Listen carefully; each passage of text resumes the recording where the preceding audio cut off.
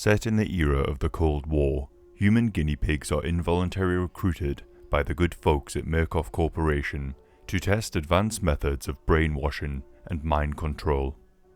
In a world of distrust, fear, and violence, your morals will be challenged, your endurance tested, and your sanity crushed. All in the name of progress, science, and profit. In this video, I would like to talk about the characters we encounter during the Outlast Trials, particularly the prime assets. First, I'll briefly set up the plot. The game is set in the same universe as other Outlast titles, and takes place in the year 1959, during the height of the Cold War. Players assume the roles of test subjects, known as Reagents, who have been abducted by the Murkoff Corporation. They find themselves imprisoned in a secret Murkoff facility comprising of a dozen warehouses and connected by underground tunnels. Players will be thrust into a series of physical and psychological challenges, tormented by iconic characters and faced with the task of preserving their sanity either individually or as part of a team. Within the warehouses, Murkoff has constructed meticulously detailed replicas of real-world environments.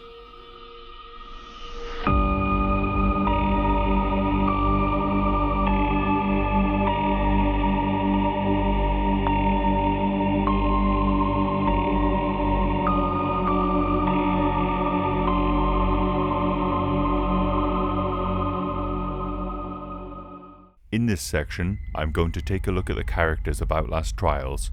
Some of these characters are neutral and found in the sleep room, the central hub of Trials. Others are encountered inside of the Trials. These characters are hostile to the Reagents. They are the failed test subjects from the early stages of Murkoff's experiments for Project Lathe. The experimental population, also known as X-Pops, are brainwashed, mutilated, and violent.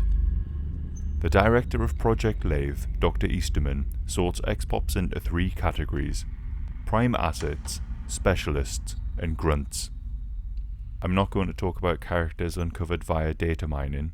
I'll only talk about characters currently released, so don't worry about future spoilers.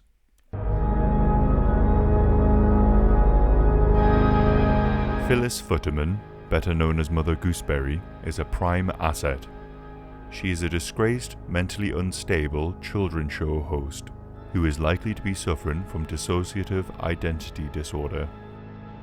She has an alternative personality, which manifests in the form of her ventriloquist duck puppet, Dr. Futterman. Mother Gooseberry is a large woman who has what appears to be a skin mask with smudged makeup crudely stapled to her face to hide her deformities. In the evidence document, Gooseberry at Holmesburg, Clyde Perry describes her as having been used as a test experiment for commercial products. She was exposed to carbonic acid, dioxin, and grafts of infected corpse flesh. Lovely. Clyde notes, Futterman's physical health remains remarkable, even if she looks like yesterday's guacamole. Phyllis worked as her father's assistant in his dentist office at a young age, and used a puppet to distract adolescent patients during operations. Her hobbies included taxidermy and musical theatre. After her father's death, Phyllis suffered hysteria and disassociation. Her father's body was never found. Before the events of Outlast Trials, Gooseberry had her own studio called Futterland Studios, where she hosted a children's variety show. Over the course of her tenure on the show, she used her television platform and her mail order dental drops business to get children addicted to narcotics, violence, theft, and possibly murder. Futterland Studios was raided by the police, after which Phyllis Futterman was charged with conspiracy to commit murder, kidnapping, and racketeering. The raid itself left 2 police officers dead and several others injured. It's unclear exactly what happened inside Futterland Studios, but Police Captain Stanley Hode described the contents of the studios as the most grotesque architectural perversion since H.H. Holmes' Chicago Murder Castle. She fell under the custody of Murkoff Corporation, where she, along with a majority of inmates, underwent dermalogical experiments overseen by Dr. Kligman. Phyllis Futterman has multiple personalities. One is Mother Gooseberry, and the other is Dr. Futterman. Gooseberry speaks in a faux caring, motherly tone of voice, frequently addressing reagents as children and herself as mother. Her dialogue suggests she may believe she is assisting or enlightening the reagents. Dr. Futterman is the alternative or secondary personality of Gooseberry's. Likely a symptom of dissociative identity disorder, it manifested as a toothed bird puppet with a drill inside of its mouth. When Gooseberry speaks as the Doctor, her voice will change to be higher in pitch, while being more nasally and throaty. This alternate persona displays significantly heightened aggression, profanity, and outspokenness when compared to Gooseberry, to the extent of even hurling insults towards her. These include comments of Gooseberry being a mistake. Gooseberry often reacts with shock and dismay to the Doctor's off-coloured remarks. Dr. Futterman's personality is that of her deceased father.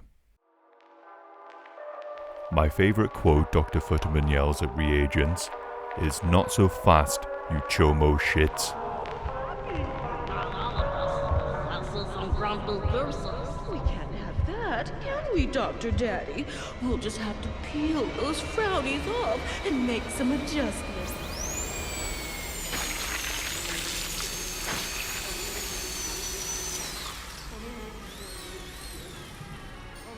Come in, come join the party. We're all going to have such fun. La la la la la la la la. Here we have some concept art for Gooseberry. In the first picture, she looks like a traditional 50s housewife, the kind you might find in an old advertisement. She is slender and looks younger than in Trials. In the second image, she looks older and has less hair, similar to how she ended up in the final design, although here her eye is damaged and she looks like a doll.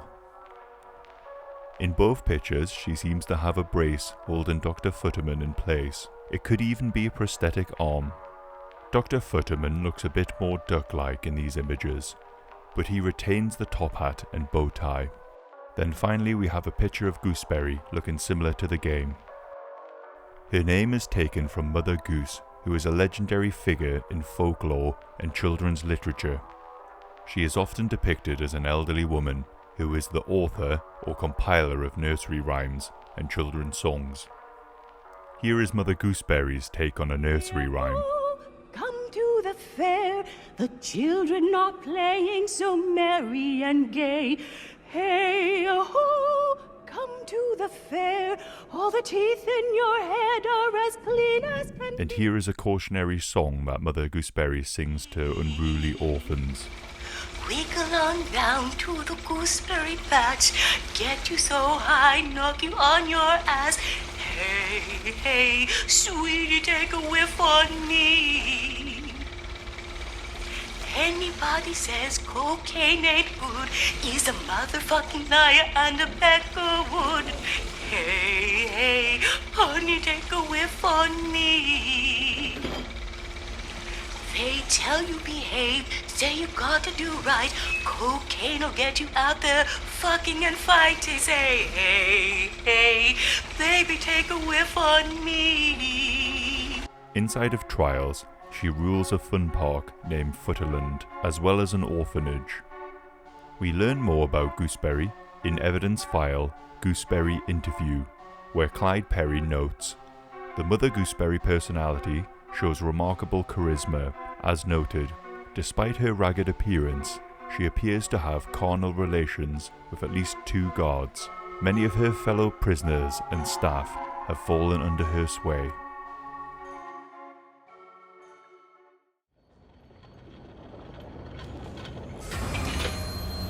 Yeah!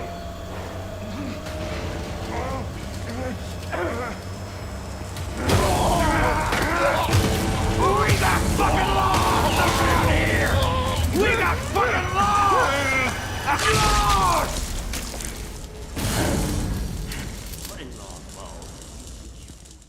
Sergeant Leland COYLE is another of the Outlast Trials' prime assets. He is a corrupt, delusional police officer with a distorted notion of the law. So just your average policeman. Armed with his shock baton, he enjoys electrocuting and sexually assaulting reagents. So just your average... Moving on. As a child, Liliya COYLE was accused of animal abuse and sexual assault and was subsequently sent to a military education academy. By the time he was a teen, his criminal activities caught the attention of a local chapter, and he was recruited into the Ku Klux Klan. COYLE first married when he was 19, but his wife died 6 months later after a fatal fall down the stairs. COYLE then joined the US Marines to avoid investigation. He served 2 years in the Pacific Theater, fighting the Japanese, and had 3 confirmed enemy kills. Upon being honorably discharged, he returned to Oklahoma and resumed his Klan activities, and then joined Blackwell, Oklahoma Police Department by 1947. He then married for a second time and proceeded to extort his wife's family, who eventually died in an electrical fire likely started by COYLE. Later, his wife dies from what was officially deemed as natural causes. Her remains were recovered between 900 and 2,000 blocks of Costner Avenue. COYLE was then promoted to a sergeant and then married a 3rd time. His 3rd wife committed suicide 6 months after. In the Clyde Perry letters, he states, COYLE's wife commits suicide within 6 months via multiple gunshots to the head. Wife's family dies within a year, all apparent suicides via increasingly violent and convoluted methodologies. COYLE was observed standing in fields watching lightning storms on 5 separate occasions during Clyde Perry's surveillance. His fascination with electricity may have come from traumatic events from his childhood. One of his lines of dialogue says, "Saw a cow struck by lightning once, Kraut Black Angus, caught fire and screamed like a child. Mama told Daddy to kill it, but he just opened up himself a beer and sat down to watch it gallivant and caper. It ain't always a humdrum time in the country."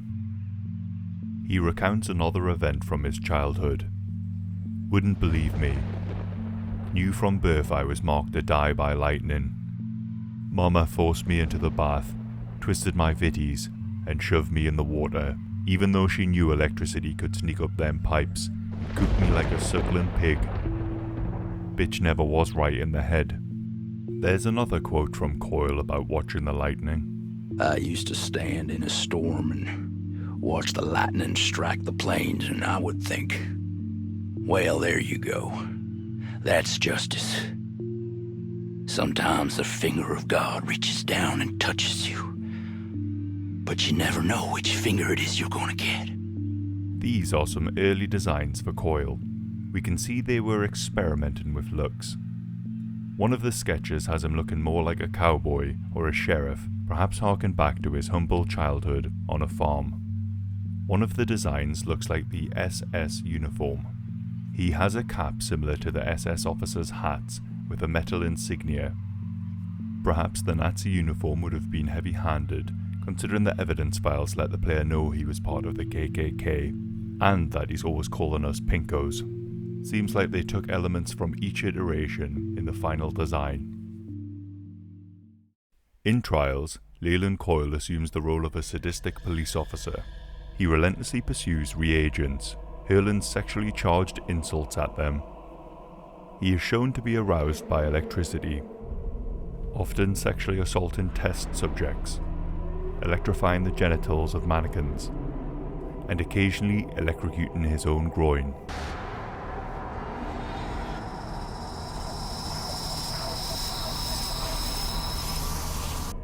He has a large scar or burn on his right cheek, likely caused by a self-inflicted electrical burn.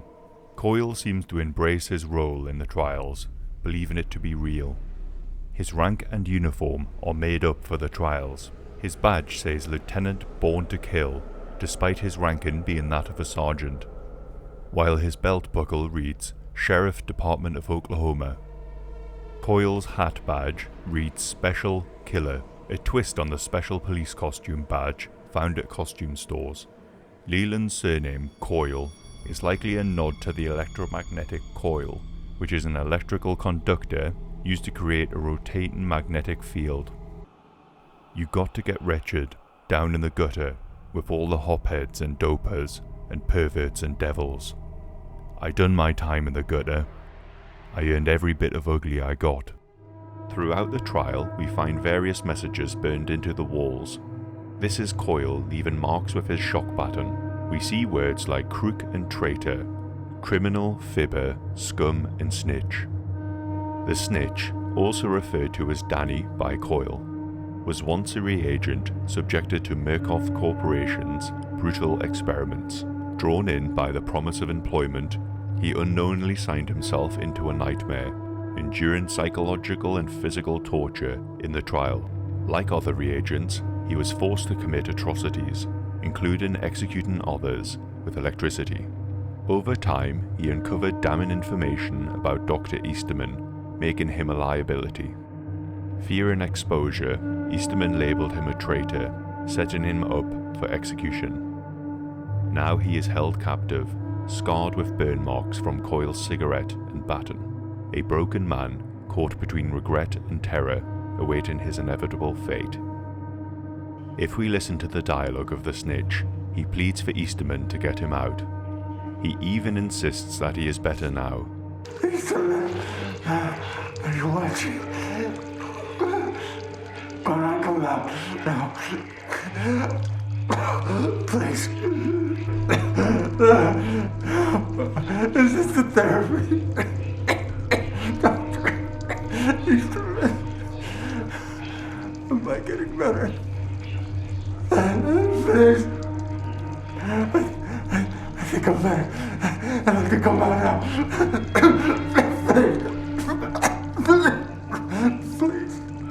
Please don't turn them back. I told them everything I know.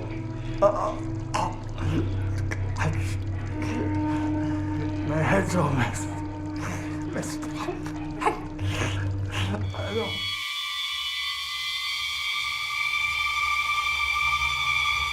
Franco Barbi was born in Louisiana. He is the son of New Orleans mafia don Salvatore Barbi. He never knew his birth mother, who passed away, and was raised as an only child with his father's numerous wives. In Clyde Perry letters, they say Franco's first murder was committed as a child, approximately age 12. However, in the Murkoff Collections comic, an informant who works for Salvatore Barbi says that Franco was only 10 years old when he took his father's shotgun and killed a man who owed his father money. The kickback from the blast hit Franco in the face, breaking his cheekbone, eye socket, and teeth. The informant tells Clyde he wasn't pretty to start with, but after that, Marone, kid looks like an asshole with eyeballs. They also note that this is the only time his father hugged the boy or seemed proud of him. After the first hit, Franco would later go on to become a debt collector for the mafia and a hitman. He sawed the barrels off the front of his father's shotgun, which he uses for his hits. As well as his work for the crime syndicate, Franco commits a string of murders with likely psychosexual motivation. His impotency could be a contributing factor to these murders. He compensates for this with his shotgun, which he calls Lupara, often ending in a bloodbath. In spite of this, he has an affair with his stepmother, Angelina Barbi, who is only a few years older than him. She possessed the power to humiliate Franco, enough to cure him of his impotence. As the informant puts it, she humiliated the shit out of him. Upon learning of the affair between his son and his fourth wife, Salvatore beat Franco to a pulp and banished him to New Orleans. Franco ends up in Cuba and briefly becomes involved in CIA operations. He spends time with a counter-revolutionary Cuban community in Florida. Franco takes part in numerous raids on Cuban soil, resulting in a dozen deaths. However, he falls back into old habits and restarts his extracurricular violent murders, which causes the CIA to drop him. Franco's violent antics attracted the attention of Murkoff, specifically a situation where Franco witnessed a reagent commit an assassination and decided to commit a few murders of his own. Clyde Perry goes on an investigation into Franco, where he meets the employee of Franco's father, who serves as an informant. Clyde is led to the Gator Hook Lounge. He describes his encounter there. A dingy shack full of hunters, drunks, and hookers. Still steaming, gutted and half-bled buck lying on the bar. Bartender mistook me for a game warden and offered to unzip me with a knife wide enough to fry an egg on. After befriending the locals, I was introduced to the local ladies of the night. Was informed of Franco Barbi's enthusiastic and profligate sexual appetites. Confirmed he's a Nancy, limp where it counts, and eager for the business end of a high heel. Despite his deep pockets, they had uncharitable notions of his appearance, hygiene, and their own personal safety. He learns from the bar that a prostitute named Jenny is the only one that can handle him, as she doesn't take any shit from anybody. They even tell Clyde an anecdote of Jenny breaking a pit bull's neck with her bare hands.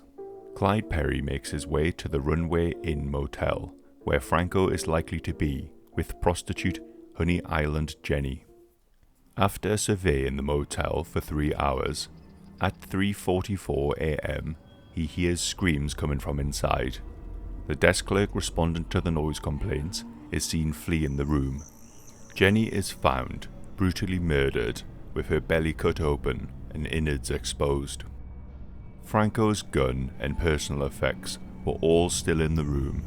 When Clyde Perry reaches for the gun, he hears a voice coming from inside the corpse.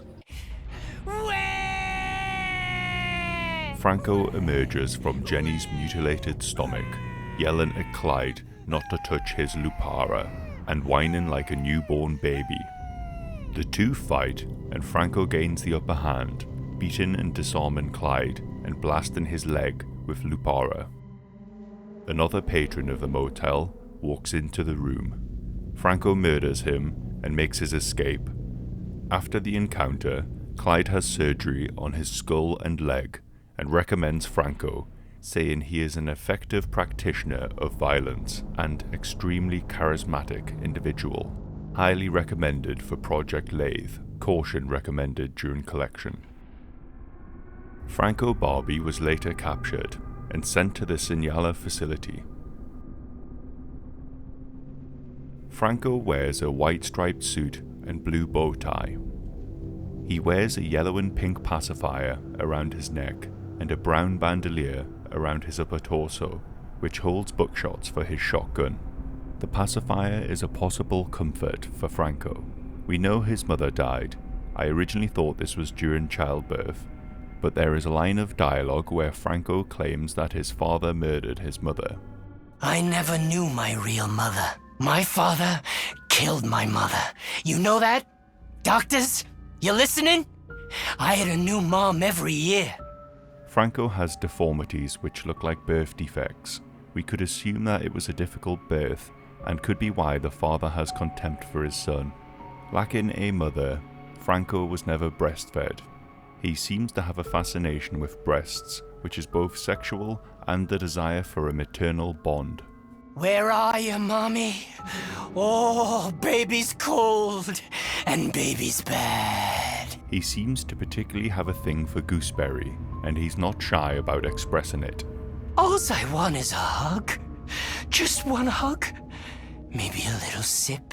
We could just put a bag over that goose puppet, pour a little Chianti, put old Blue Eyes on. Oh, she'd crush me like a hot little grape. Studies show that adults who are not breastfed during infancy demonstrated higher levels of hostility and aggression. Suckling a nipple stimulates a child's oropharynx, which focuses attention on the area and reduces attention to other influences. The informant in the comic says Franco collects nipples. These are souvenirs taken from his murder victims. We see severed breasts crudely attached to milk bottles scattered around the trial, which Franco presumably drinks milk from. Franco is implied to be a drinker in the comic. The informant says that he drinks a cocktail named Wolf's Milk. It is made of gin, milk, egg white, and amaretto. This milky concoction is likely a substitute for breast milk. We see him curled up in a cradle hold position with a decapitated female grunt. Franco uses the pacifier to calm himself and also make up for the lack of maternal bond. It could even distract him from the pain he must feel in his swollen head. His blonde hair has fallen out, causing bald patches around his large head.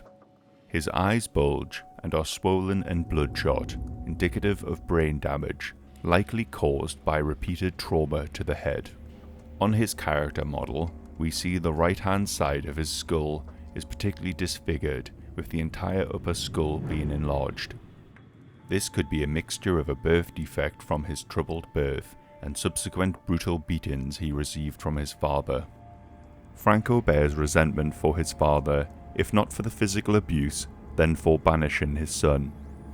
I had a new mom every year. The last one? Oh, she knew how to mother, let me tell you. He curses his father in the trials. Fuck you, Dad!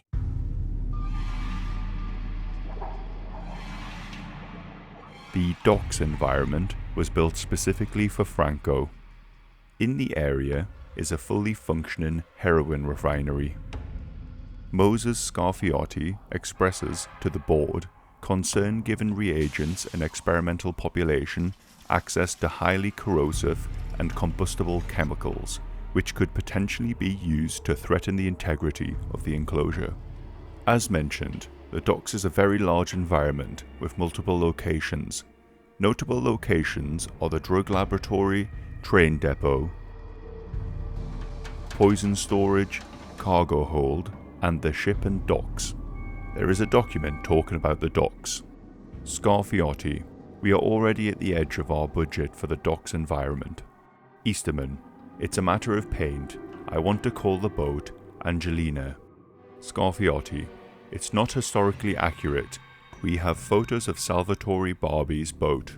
Easterman, we're aiming for psychological accuracy. History is fungible, and only the future is certain. Scarfiotti, who's Angela? Easterman, a source of guilt, rage, and arousal. Salvatore's first wife and Franco's illicit lover. Scarfiotti, he screwed his own mother? Easterman, stepmother. Scarfiotti, still.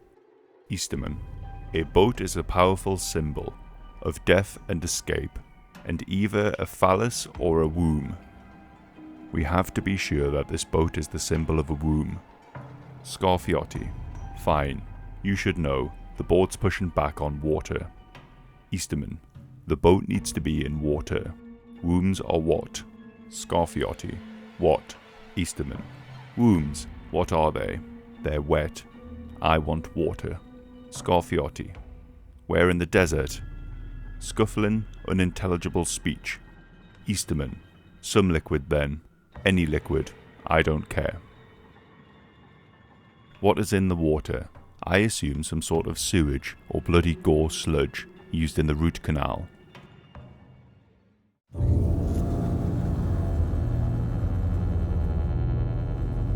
Lastly, I want to talk about Easterman. In my last video on the Outlast Trials characters, I talked about Skinnerman and the link to Easterman. I want to talk about him in more depth. Dr. Hendrik Juliet Easterman was a scientist at Murkoff Corporation during the Cold War. At the Sinyala facility, Dr. Easterman is the director of Project Lathe. When it comes to the reagents, Easterman wishes to keep his anonymity, saying, I must be absent, powerful, benevolent, and mysterious by my absence. I cannot mix with the test subjects. I will find men and women without purpose, and I will guide them as God does, from a mysterious remove. He has a godly view of himself, but sees himself as a parent figure. I am like a kind of father to my patients, and they love me as much as I respect them. He believes he is doing good for reagents and the X-Pops, and helping them. Upon entering and exiting the trials, he claims to love the reagents, but this is all part of the brainwashing. Something is changing within Easterman since the arrival of Franco Barbi. His weapon Lupara seems to be a source of fascination to Easterman. Scarfiotti and Easterman discuss the shotgun in a document. Easterman: the weapon is central to Franco's ego. Scarfiotti: the environment was not designed for a firearm. Alvilanos: which is why we're giving him blanks. Easterman: taking the gun away would be the same as castrating him. Scarfiotti: an armed prime asset is not going to produce reagents. It'll produce chum. Easterman: it would be like castrating him, his father, and his grandfather, all in one fell swoop. The gun has been passed down through generations, and we know that Franco carries around Lupara to compensate for his impotence. But perhaps there is a deeper bond with the weapon. Franco loads the blanks he is given with human teeth, which he has ripped from reagents, giving him a buckshot he can use at range in the trials. Easterman is proud of Franco's resourcefulness. This is mentioned in the document Teething. When Alvilano suggests taking the live weapon from Franco, Easterman responds, "Let the baby have his toy." Easterman also seems to be fucking obsessed with the weapon, and vividly describes trying to suck it off in a document titled Totem. The smell and taste of cordite are remarkably similar. The rim of the barrel has a metallic taste, whether blood or some alloy of copper and iron, I cannot say. Franco's gun is too large to fit comfortably in my mouth, but the pressure on my jaw was not unpleasant. I had to take a few minutes to make myself presentable again before returning into public view. I spent the time considering the twin barrels of the weapon. Gun bores have a brutish approximation of the eyes of a charismatic figure. They demand obedience, they promise efficiency and power. They operate via mechanical imitations of sexual process, impossibly amplified. A culture awash in guns may be impossible to control. Guns are to authority as pornography is to sex, easy and false and meaningless. Franco's weapon left an indentation on my lips, invisible in the mirror, but I can still feel it now. Difficult not to put the weapon in my head just one more time. Franco's weapon left an indentation on my lips. Is Easterman's journal just 50 Shades of Skinnerman? It's even more creepy if you think about the gun essentially being Franco's ego and penis. In the same document, Alvilanos comments that Easterman did not look well. Easterman replies, I'm fine, it'll grow back. My hair, I mean." The reason he mentions his hair growing back is because a few months earlier he noticed his hair falling out in clumps. He later finds out that somebody slipped thallium into his coat pocket during a New Year's party, and that is why he is sick. There is also mention of Easterman having a nosebleed during a meeting. Easterman is hallucinating. He says he saw a corona of snakes surrounding a colleague's head. He also stabbed an employee to death in a blind rage. Whatever is happening, it seems as if the psychic link between Easterman and Skinnerman is getting stronger.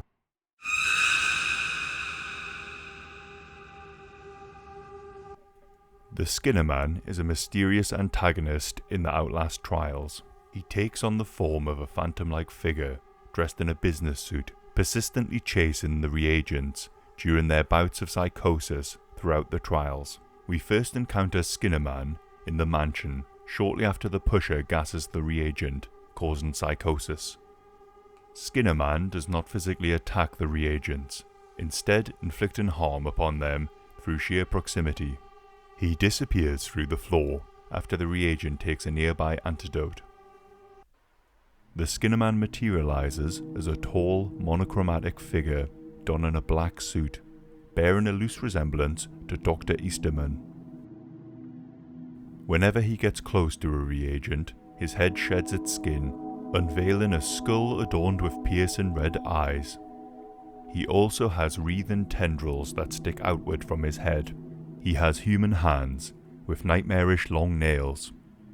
We cannot see any other flesh, as the upper parts of his body are enveloped in a shroud of black mist.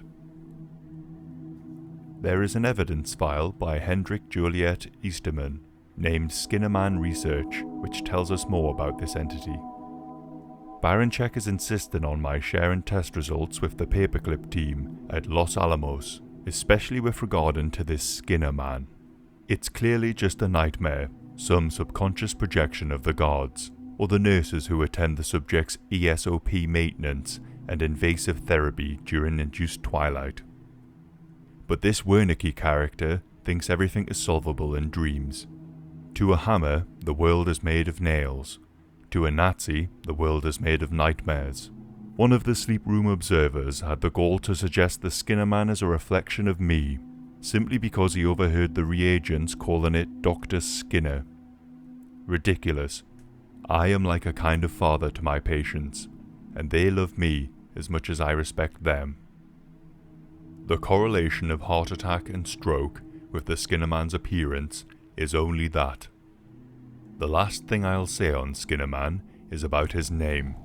I think the tall man in a suit has a striking resemblance to Slender Man. Initially you might think the Skinner in Skinner man means a person who skins animals or prepares skins. But I think the name is a reference to the Skinner box, named after and created by B.F. Skinner, an American psychologist, behaviorist, inventor and social philosopher. The Skinner box, or an operant conditioning chamber, is a laboratory apparatus used to study animal behavior. An animal is placed in the box where it must learn to activate levers or respond to light and sound stimuli for reward. The reward may be food or the removal of noxious stimuli, such as a loud alarm. The chamber is used to test specific hypotheses in a controlled setting.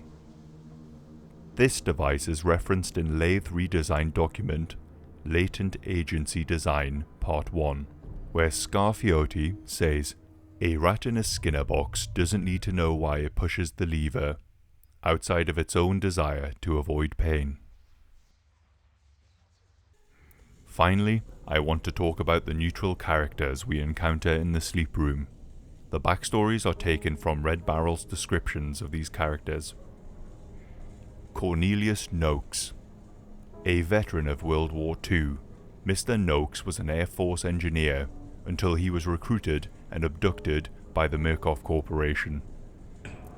Mr. Noakes provides technical maintenance in the Sinyala facility. Mr. Noakes is reluctant to make friends because he knows most reagents won't live long and feels guilty for taking part in their cruel treatment. His truest friend is his dog, a taxidermized animal named Tango. Just like the reagents, Mr. Noakes would like to escape the facility if he could. Nurse Barlow makes a real effort to be polite to everyone in the Sinyala facility. You're so brave. She truly believes that Dr. Easterman is a genius, that the trials will define tomorrow's history, and that everybody's life can be improved with a little chemical assistance. Doris had a hard life on the New York Bowery, long before she ever came to the Sinyala facility. Don't bet on any slow horses, huh? No longer participating in the actual trials, Doris manages a careful economy of illicit goods inside the sleep room. She's a paranoiac and conspiracy theorist who discovers many of her own worst fears are only the tip of the iceberg.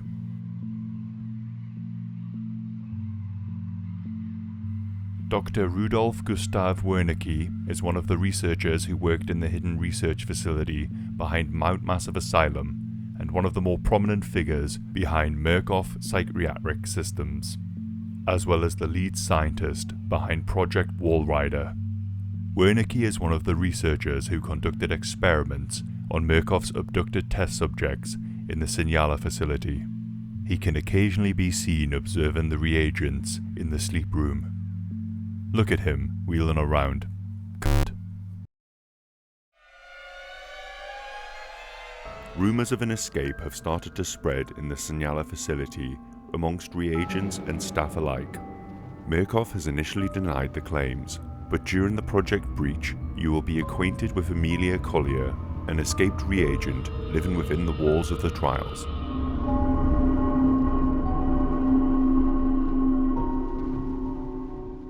Amelia Collier was born in Rockford, Illinois on the 3rd of June 1934. Making her 25 around the time she escaped, she was born to a prostitute. Her mother left or died when she was young, leaving her to be raised by a pimp. He dies in a suspicious car crash when Amelia is 13.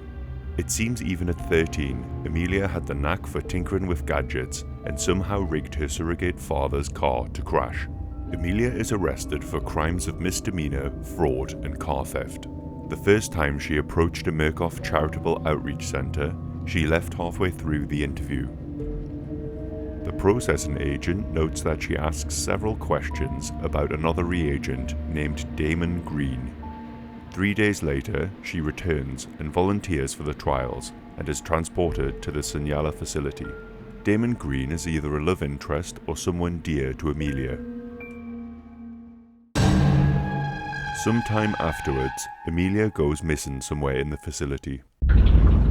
During Project Countdown, Amelia and her group entered the docks and managed to escape the confines of the trial environment. Clyde Perry is brought in to help find her. He goes to Doris to ask her for information on the missing reagent. She doesn't feel like sharing, but he finds a way to convince her. She tells him the missing reagent is Amelia Collier, and that she is looking for her lover.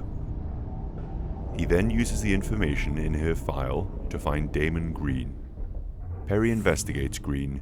He tells Perry that if Amelia is in the trials, she's probably watching them now, and that once she sets her mind on something, there's nothing you can do to stop her. Perry says that the people of Illinois wouldn't be happy with the two together. Interracial couples were presumably frowned upon in 1950s Illinois. Perry pokes out the eyes of Green. Perry pokes out Green's eyes with a steel skewer hooked up to a battery.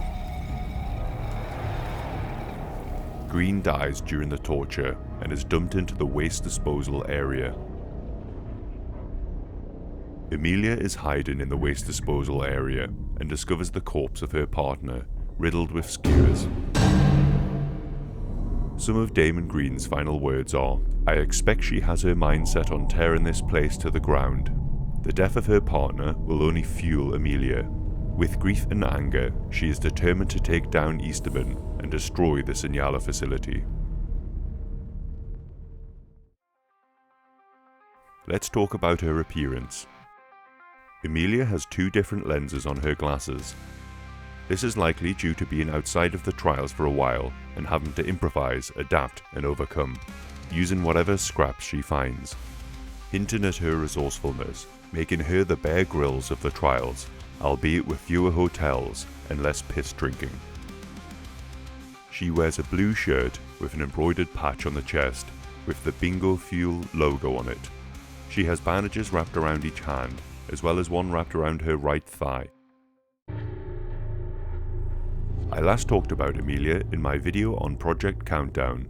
There was an evidence file, an apology, where Reagent 1733, who was observed ritualistically defacing the corpse of another reagent, uttered the word, I'm sorry, Amelia." The words they have carved into the victim were everyone, greed, regret, everyone, greed, opportunity, regret. These were words which were hidden inside Morse code that were broadcast on the radios found in the trials during Project Countdown.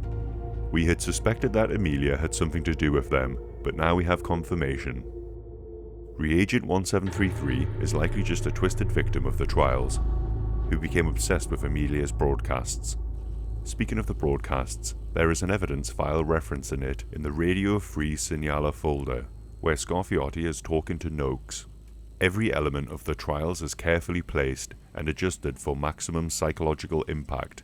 We don't know who put the radios there, and observant scientists reported odd static emanating from within the recorded message. Maybe you hasn't noticed this whole place has fallen apart. Has been since the jump. Scarfiotti. Security attempted to retrieve the radio, but learned you had already removed it from the trial environment. Noakes. Sure man, maybe. I fix a lot of shit. You said this radio is broke? Scarfiotti. I suspect the radio was sabotaged, and when security came to your shop, they found the radio completely disassembled. Its recording tape burnt. It seems Noakes is trying to assist Amelia. Hopefully he'll give Reagents new toys to play with.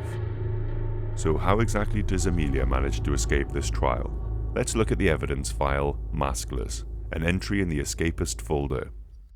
Internal security expressed concerns about the discrepancy between the exit shuttle records and cleanup crew report. They say 4 reagents entered a Project Countdown trial in the docks environment. However, only 3 reagents exited the trial. Cleanup crew reported 0 additional reagent corpses inside the trial environment. They say the discrepancy was originally explained by Project Countdown activity and the likely explosive destruction of the 4th reagent's corpse. However, earlier detonated reagents left hands, feet, and large skull fragments.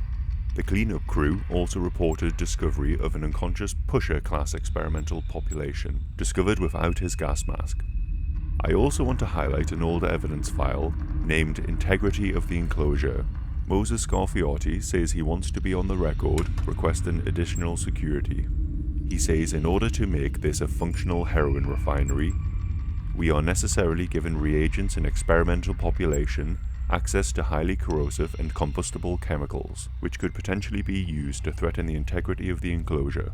It is possible that Amelia has harnessed these chemicals to make her escape. Staff were aware of this, and yet somehow she managed to escape. Decision makers in the Sinyala facility are becoming careless. This spells bad news for Murkoff and the integrity of the trials. I imagine things will begin to unravel in the future. Amelia's disappearance hasn't gone unnoticed. A. Bradley Alvolanos expressed her concern in the evidence file Lab Rat.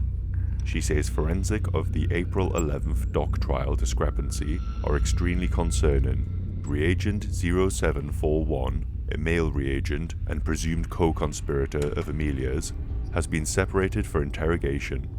They say bare footprints were observed on the far right side of the expopulation insert gate. Likewise, evidence of vandalism was discovered, mechanical and electrical components removed and missing. They know Amelia is resourceful, and they are concerned. This concern is aired out in a conference between Alvolanos and Easterman. In the evidence file Blame, Hendrik Easterman and Alvolanos discuss the crisis involving the breach after receiving the report from security personnel and stopping it from reaching the board.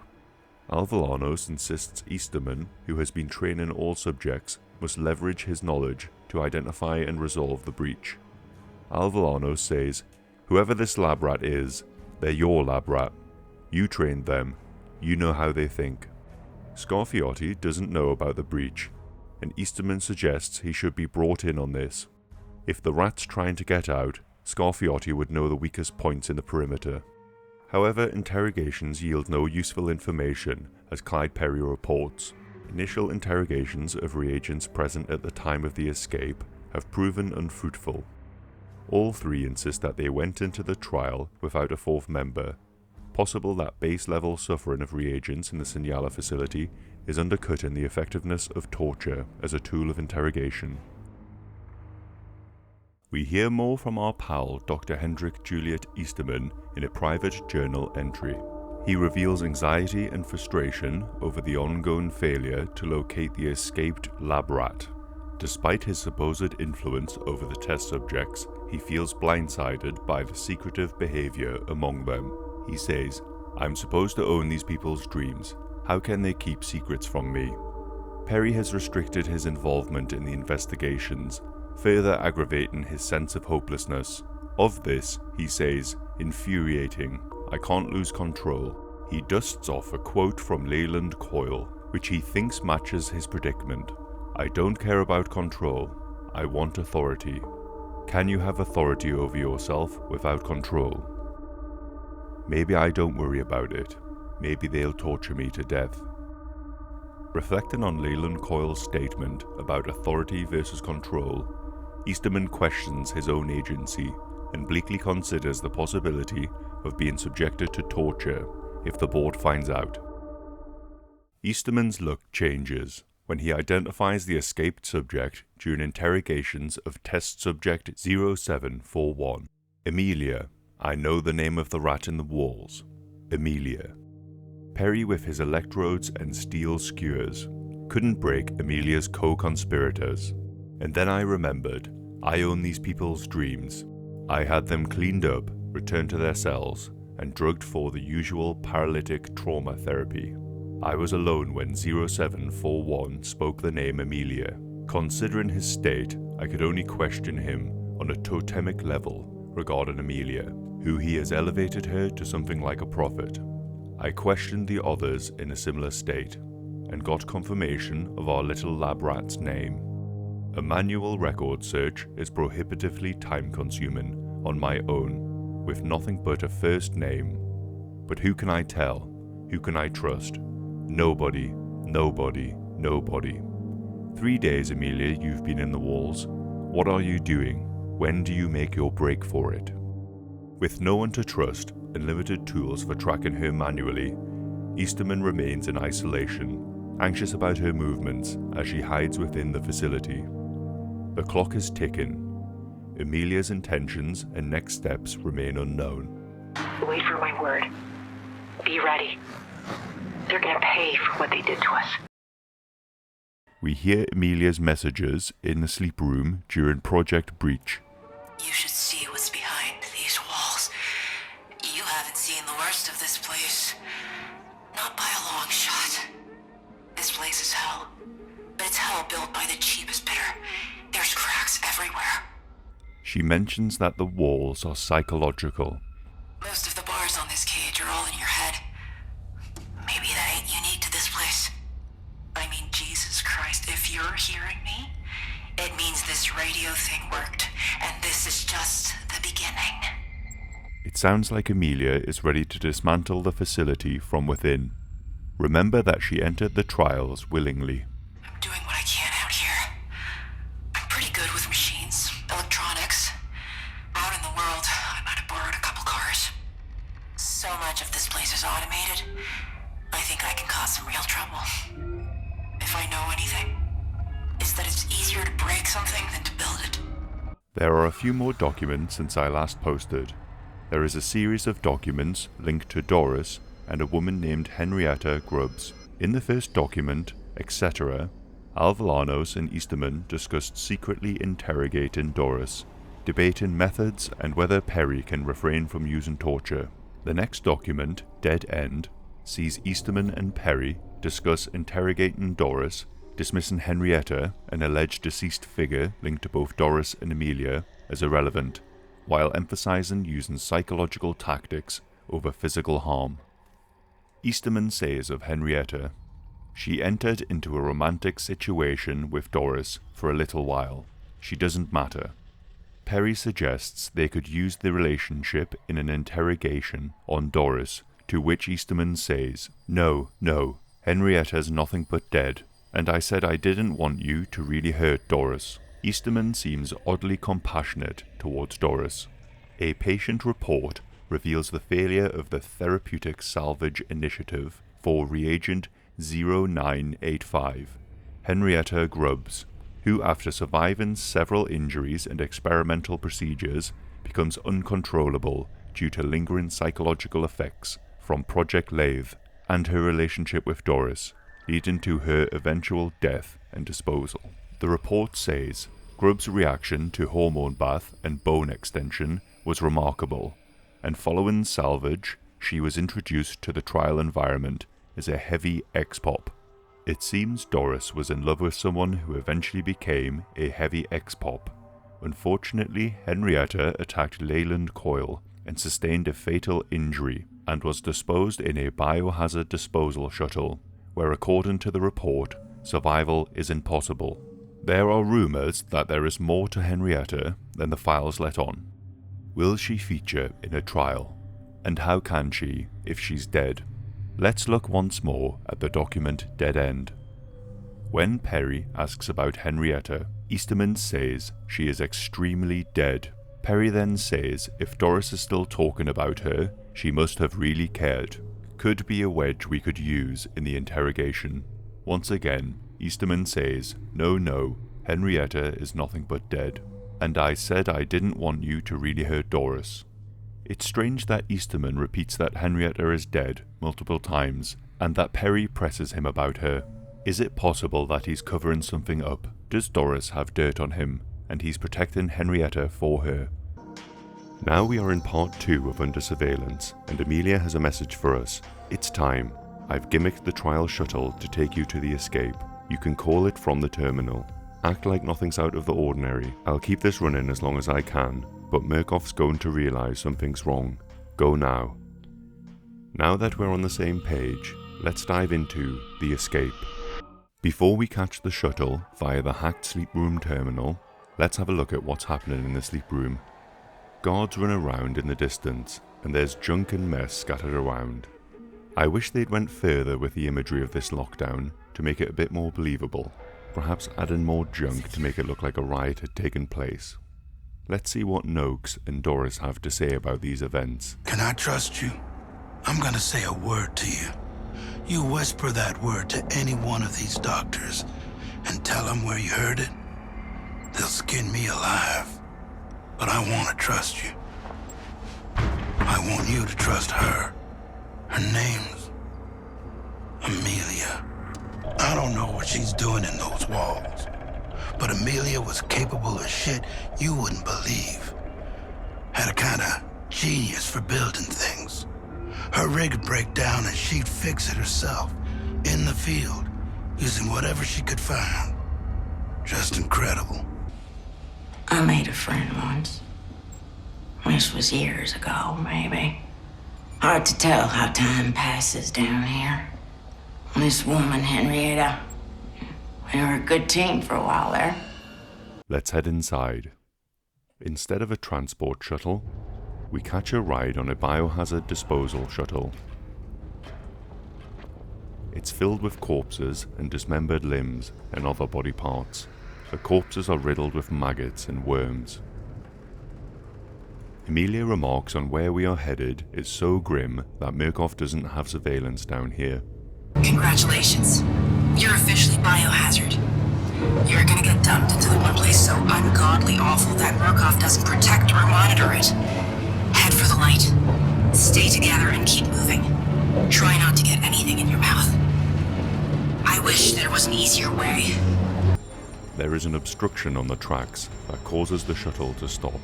In front of the shuttle, Murkoff has put a scissor lift in the way and various obstacles. They've also dug out a big ditch to obstruct the shuttle. The lights go off and visibility is low. We follow a sign that says biohazard disposal. There's another disposal train on the other side of a fence, and in front of it a pile of bones. Maybe we're not alone down here. Upon entering the stairwell, we hear a blood-curdling scream coming from downstairs. Piles of furniture barricade the upper floors, causing us to head downwards. It's possible to die in the trial if you jump off the top of the stairs. Curiosity got the better of me. Walking through the bunker area, there's an abandoned field to it all. There are a lot of bunks in the underground, so perhaps maintenance staff once lived here.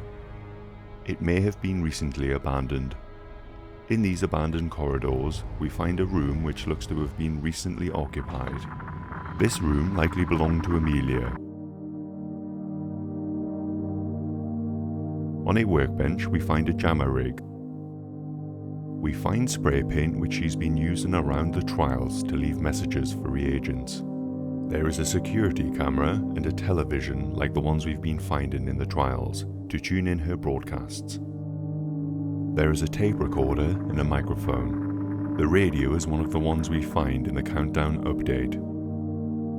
This device has MPX filter written on it, which is a component in FM stereo equipment, so this device must be how she was hijacking Easterman's communications in the sleep room. We find schematics on the wall of the sleep room terminal, as well as plans and layouts for various trials. The sofa with a pillow and blanket is where Amelia has been sleeping. We don't hear from her again during the escape. We arrive at the equipment harvester. I guess there has to be an efficient way to strip reagents of their items. Someone must have the task of handling all of these bodies and tipping them into the reagent equipment harvester. The visuals show how cold and industrious Murkoff's operation is. We come across reagents, and they seem to talk about Murkoff taking items from dead reagents. Where is that's here? Waste not, want not. Murkoff doesn't waste a thing. He'll rip your heart out. Rip your fucking lungs out of your chest. It'll tear out your fucking eyes. I guess we know where those buckets of hearts come from now. It sounds as if they also harvest the bodies. It seems Murkoff is trying to hit its sustainability quota. They talk about all of the things that the equipment harvesters will do to you if you climb inside.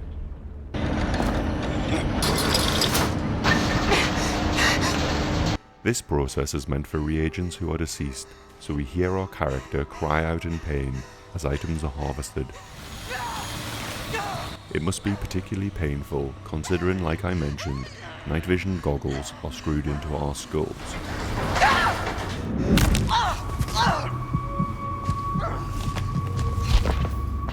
We are dumped out of the harvester onto a pile of corpses.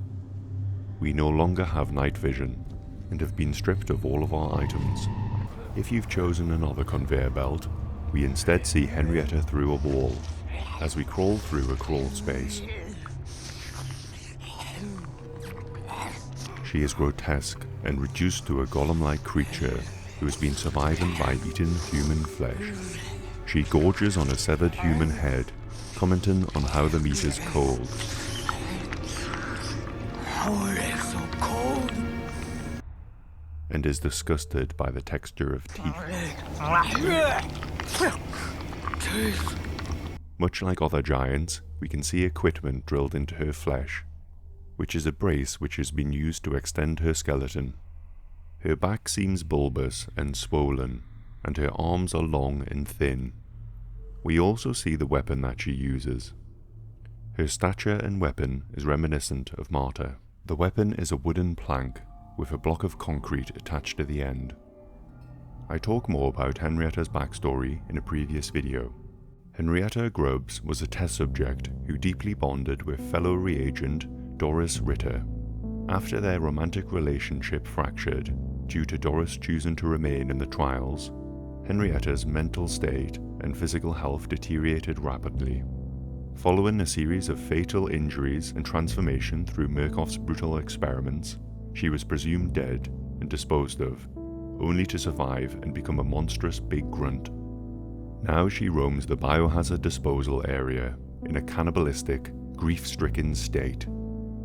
Henrietta is driven by her survival instincts and her haunting love of Doris. Though terrifying and violent, she displays remnants of humanity, seeking comfort and clinging to the hope of reuniting with the one she once loved. I bet many like myself were half expecting Murkoff to stop the escape and perhaps ambush and capture the reagents trying to escape, but Murkoff foiling the plans may have been too predictable.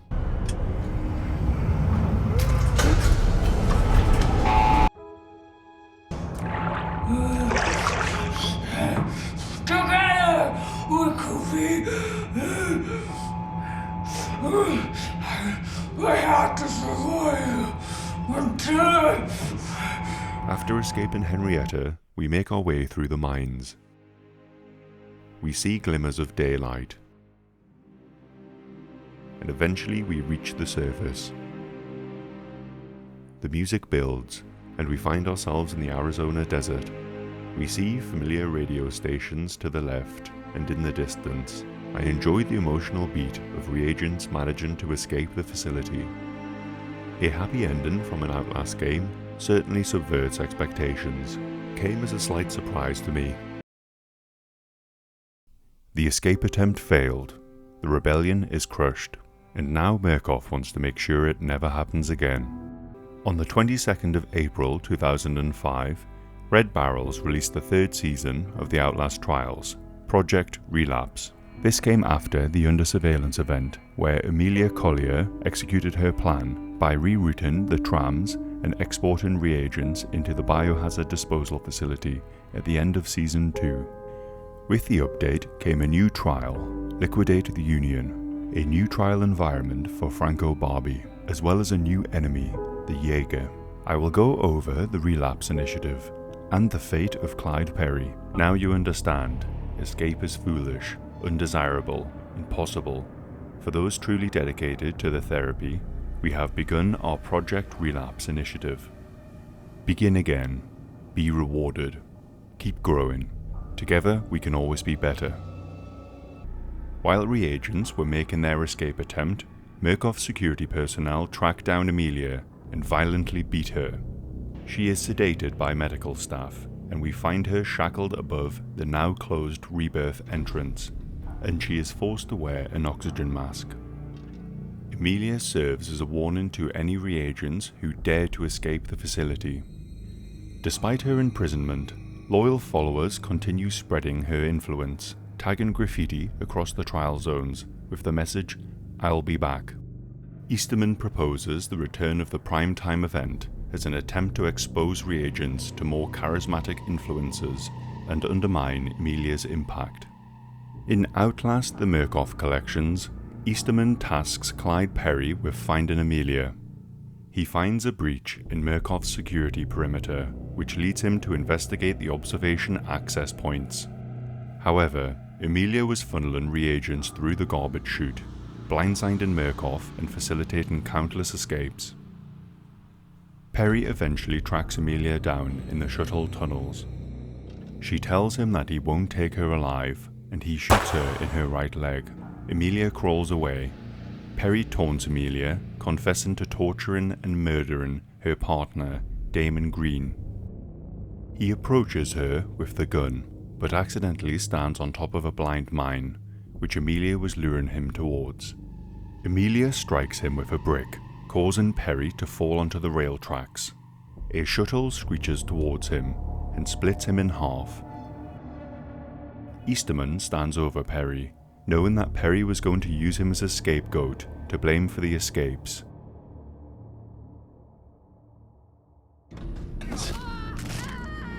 Amelia runs off, but is later captured and taken to the medical ward before being strung up in the sleep room. In the ward, Easterman looks at a file for Henrietta Grubbs. It seems she too was apprehended by Murkoff during the escape. Easterman says they will make her beautiful, they will make her free. We will look at her fate later in the video. An evidence file from Easterman's journal talks of Clyde Perry's demise. Please be advised that Clyde Perry, Director of Historical Refinement, has died in the line of duty. A full investigation into the cause of death is pending. He will continue to hold on to his title until such time as a publicly acceptable cause of death has been designed and released to his surviving family. Another entry details the current predicament and Easterman's opinion of Perry. Clarity, control. I let myself get flustered. An artist must allow himself a few emotional moments now and then. We have Amelia. My nasty little bloodhound Perry cornered her and revealed his dearth loyalty, all in the same breath. His job was to grease the rails for Murkoff, and now, quite literally, he is greasing the rails. Rest in peace, Mr. Perry. Amelia is on display. Weak, pitiful. After so many lies, now she's telling the truth with her whole existence. If this is what you do, this is what you get. In the document, speaking of crucifixions, Easterman says to Alvillanos and Scarfiotti, I'll handle the board. Perry was so fixated on finding Amelia because it was ultimately his own lapse that allowed her to escape. It's the sort of irony they appreciate. It won't take much. Perry is going to be blamed for the escape, but luckily for the three, he is dead. Let's turn our attention to the Jaeger.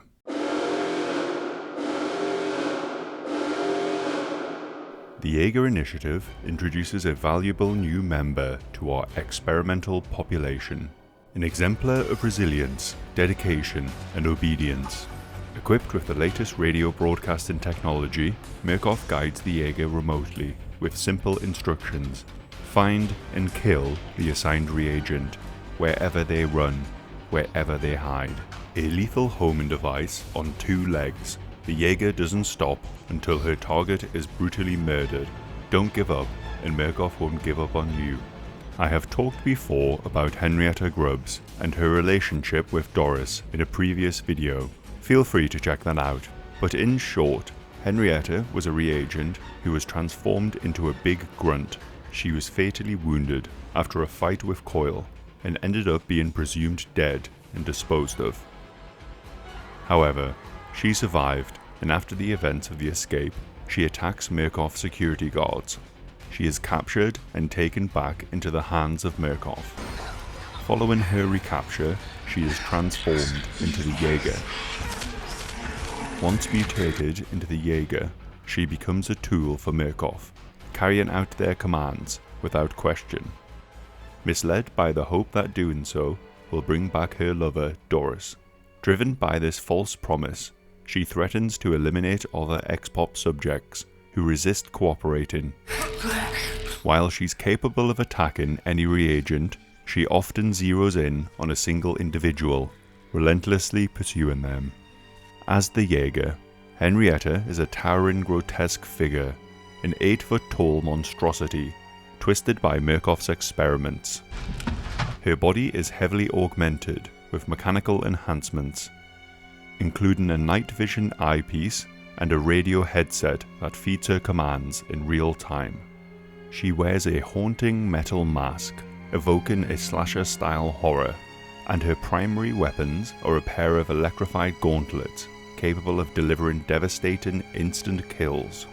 Her overall presence, combined with the mechanical sound she makes, feels like a horrific cross between Terminator and RoboCop.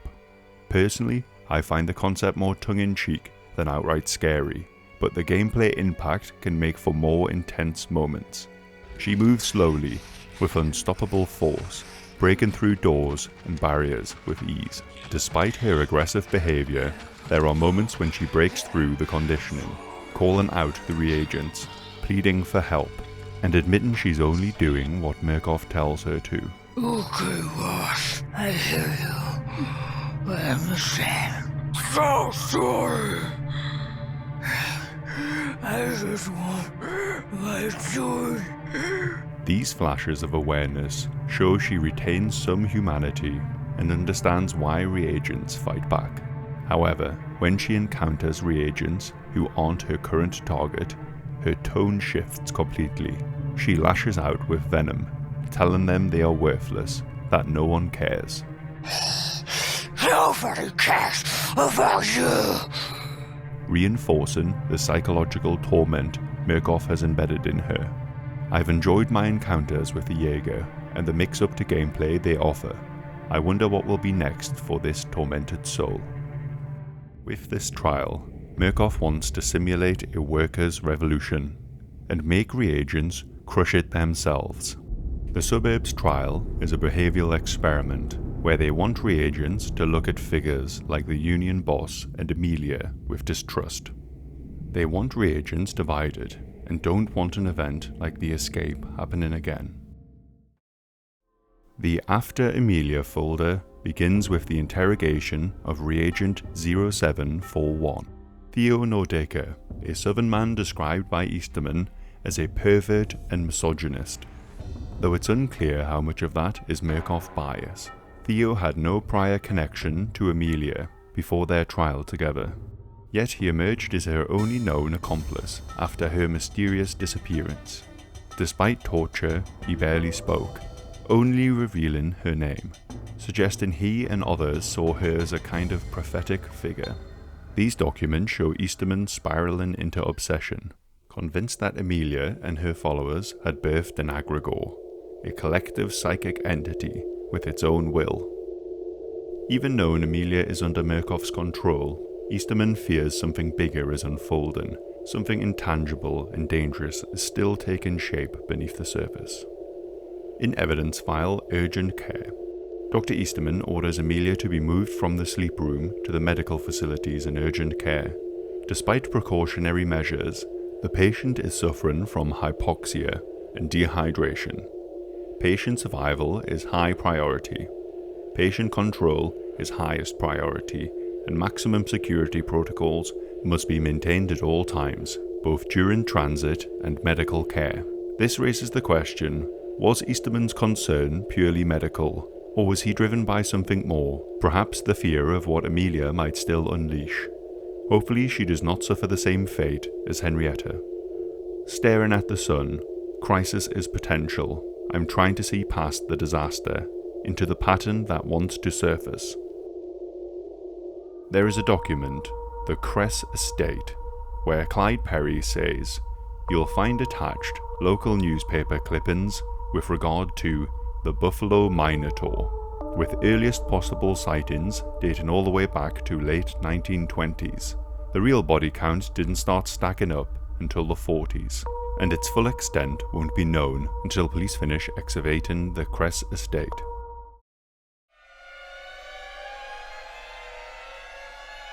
In 1899, Otto and Aurora Kress were born. Their father was Anton Kress, the industrial magnate behind the chemical powerhouse Kress Chemical. Tragically, their mother died during childbirth, a consequence of prenatal exposure to toxic fumes emanating from Anton's own experiments. As a resulting mutation, the twins were horrifically conjoined at birth. During their youth, Otto and Aurora nurtured markedly different talents. Otto gravitated towards politics, mastering the art of persuasion, while Aurora, more academically inclined, immersed herself in the world of chemistry. Together, they wielded their influence through the family's business to dominate social and political scenes in their hometown of Buffalo, New York, manipulating regulation, overriding failing ventures, and pushing through favors for allies within city government. Despite their public success, the twins secretly indulged in increasingly depraved behavior. Beginning in the 1920s, they initiated a string of brutal murders, selecting victims like vagrants and prostitutes. These violent actions could have been driven by societal rejection rooted in their deformity. By the 1940s, their crimes had escalated so severely that the press dubbed them the Buffalo Minotaur. Investigators later discovered that the Kress estate itself had been used as a burial ground for their victims. It was also revealed that Otto and Aurora were entwined in a long-standing incestuous relationship. Their father Anton had been researching anatomy and studying surgery since the twins were young. He clearly had disdain for the two's appearance. He also likely held them in contempt for taking his wife's life. Anton gains weight through the years, likely due to his drinking habits. In a chilling 1924 incident, he witnessed his children dissolving a victim with chemicals. Horrified, he prepared the syringe to sedate them. Once the twins were unconscious, he approached them with a handsaw. Aurora awakened and called out to her father. He proceeded to drive the blade down the right-hand side of Otto's neck. A panicked Aurora smashed her father over the head with chemicals, stopping the attack. She managed to crawl under the chemistry table and made a concoction to wake up Otto. Her brother held their father in the air, while Aurora drove the blade down his shoulder and through his body, splitting their father in two. She proceeded to sew his severed halves together, only backwards.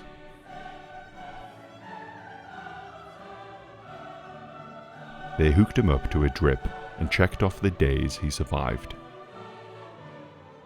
only to dispose of his remains near a Kress chemical waste disposal. Their father was responsible for exposing the mother to chemicals during her pregnancy, but when the twins were born, he blamed them for their appearance and actions. He didn't want to kill them, only to fix them, but in doing so, one of them would have likely died. This makes it all the more ironic when the father's remains are dumped into the same toxic chemicals that birthed the Kress twins. In 1948, we see the twins reading a paper that says Water Pollution Control Act. We can assume, given their corporate influence and political sway, they had something to do with this. A rare good act from the two, shown that they would not want this to happen to anyone else, or perhaps it was fueled by thoughts of their deceased mother. Many years pass, and they continue to control the political spectrum from the shadows.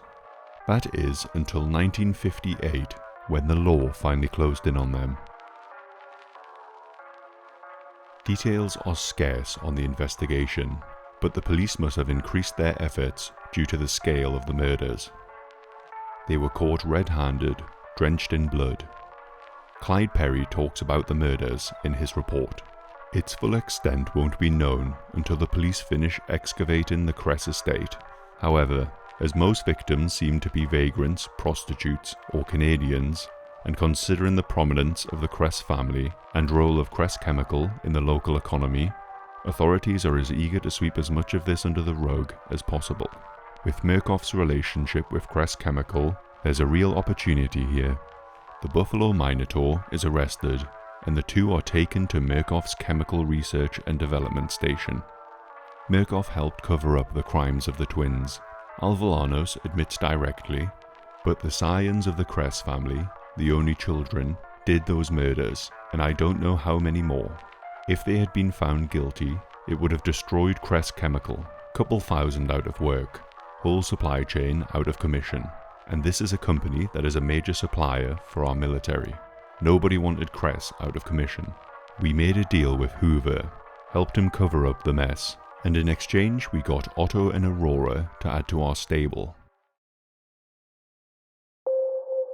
As if it isn't obvious by now, Otto and Aurora are a pair of conjoined twins. These are the first glimpses we got of the two, and I think Red Barrels did a good job of teasing the characters, even if we worked out that they were conjoined. These early images drew comparison to American Gothic, Grant Wood's iconic 1930s painting, and it's not a bad comparison, or contrast.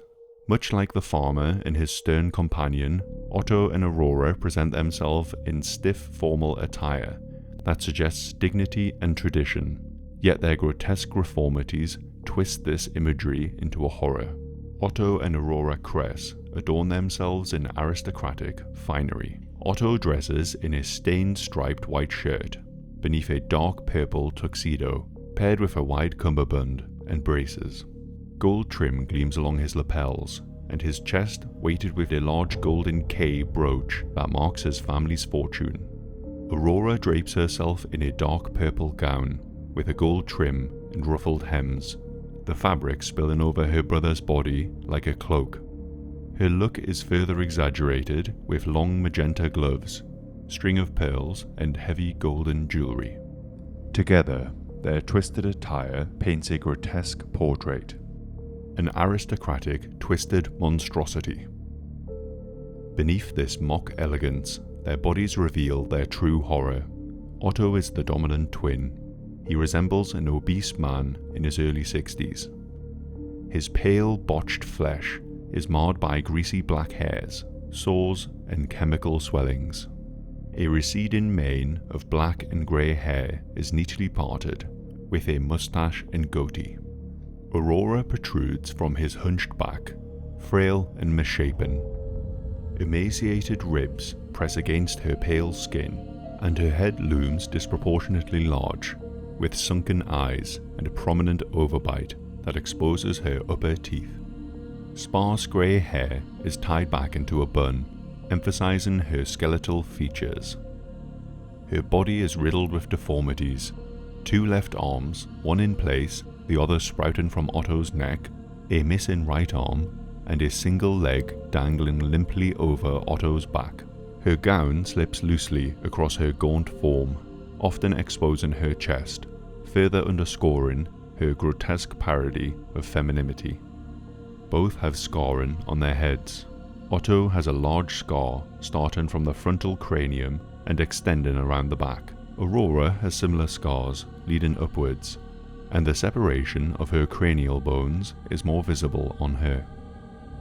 A particularly gruesome note about her anatomy: people have claimed that her genitalia is located on Otto's neck. I think this concept image is largely responsible for this. However, the crease on the neck is more likely the aftermath of the brutal saw attack from the father. We see the cut was massive, so it's probably just scarring. As soon as I typed that, I remembered this line of dialogue. Watch those fingers. I was only scratching an itch. Not every fold in your neck is yours.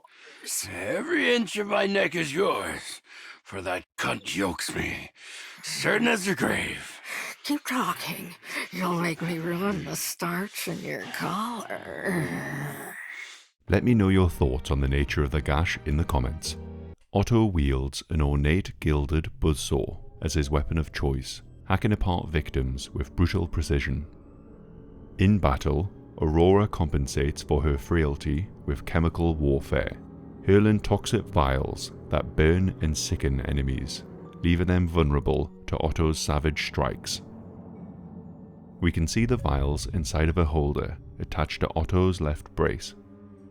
Red Barrels describes Otto and Aurora as grandparents within the Prime Asset family structure, alongside Liliya COYLE as the father, Mother Gooseberry as the mother, and Franco Barbi as the son. Conjoined twins often develop a unique psychological dynamic shaped by their permanent interdependence, which can foster both deep intimacy and intense conflict, because every moment, decision, and bodily function must be negotiated. Their sense of autonomy is inevitably limited, making compromise and constant cooperation essential. This environment naturally encourages codependency, a psychological state in which two individuals' identities and emotional needs become enmeshed to the point that one cannot function normally without the other. In the case of conjoined twins, this codependency can be both adaptive and damaging. On one hand, it fosters heightened empathy, communication, and resilience, as each sibling must learn to anticipate the other's needs. On the other hand, it may create resentment, loss of personal boundaries, and identity struggles, especially if one twin feels overshadowed or forced into the role of caretaker. In extreme cases, their bond could distort into mutual control or manipulation, where each twin's survival skills and sense of self-worth are inseparable from the other. For Otto and Aurora Kress, whose grotesque physical connection already exaggerates themes of dominance and dependence, this psychological codependency would likely manifest in obsessive reliance on one another. Otto providing mobility and strength, while Aurora supplies intellect and chemical genius, leaving neither capable of truly existing without the other. In terms of resentment, this mainly manifests itself in bickering between the two. You lost them, you dumb swinging cock. Be kind to me, sister. I only want to make you happy. Before entering the trials, the Kress Twins were working for consultant chemical engineer Dr. Kusamura. He shows them the aftermath of Clyde Perry's death. Aurora says that she can feel Otto's heart and that she must be thinking of father. It's interesting that they still have feelings for him. I keep dreaming of father with his scalpels and tinctures. All is nothing but death. He can't hurt us anymore. That's not to say that the two share that heart with anyone else. Their dialogue is contemptuous, suggesting that they view everyone as beneath them and believe they should rule over others. This type of attitude is precisely what Murkoff is looking for.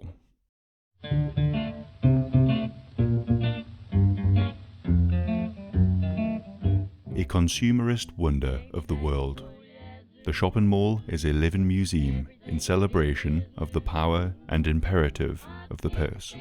What you own is who you are, so come on in and purchase the person you want to be. The shopping mall is a trial environment designed to be occupied by Otto and Aurora Kress. In this area, politics and commerce blend. The devs say political rallying took place in shopping malls in the 1960s. I personally couldn't find much evidence for politics in malls during that period, but I still enjoy the idea, and it seems like something Murkoff would have thought up. The place is half dilapidated, with junk everywhere and broken signs. The shopping mall is less important as the political stage taking place within it. At the centre of the mall, Reagents encounter the victim of this trial, the politician. He is tied up to an apparatus near a fountain. Otto mimics the politician by literally putting words in his mouth, just like he did influencing politicians on the outside. Alvolanos says, "We need a political program in Sinyala."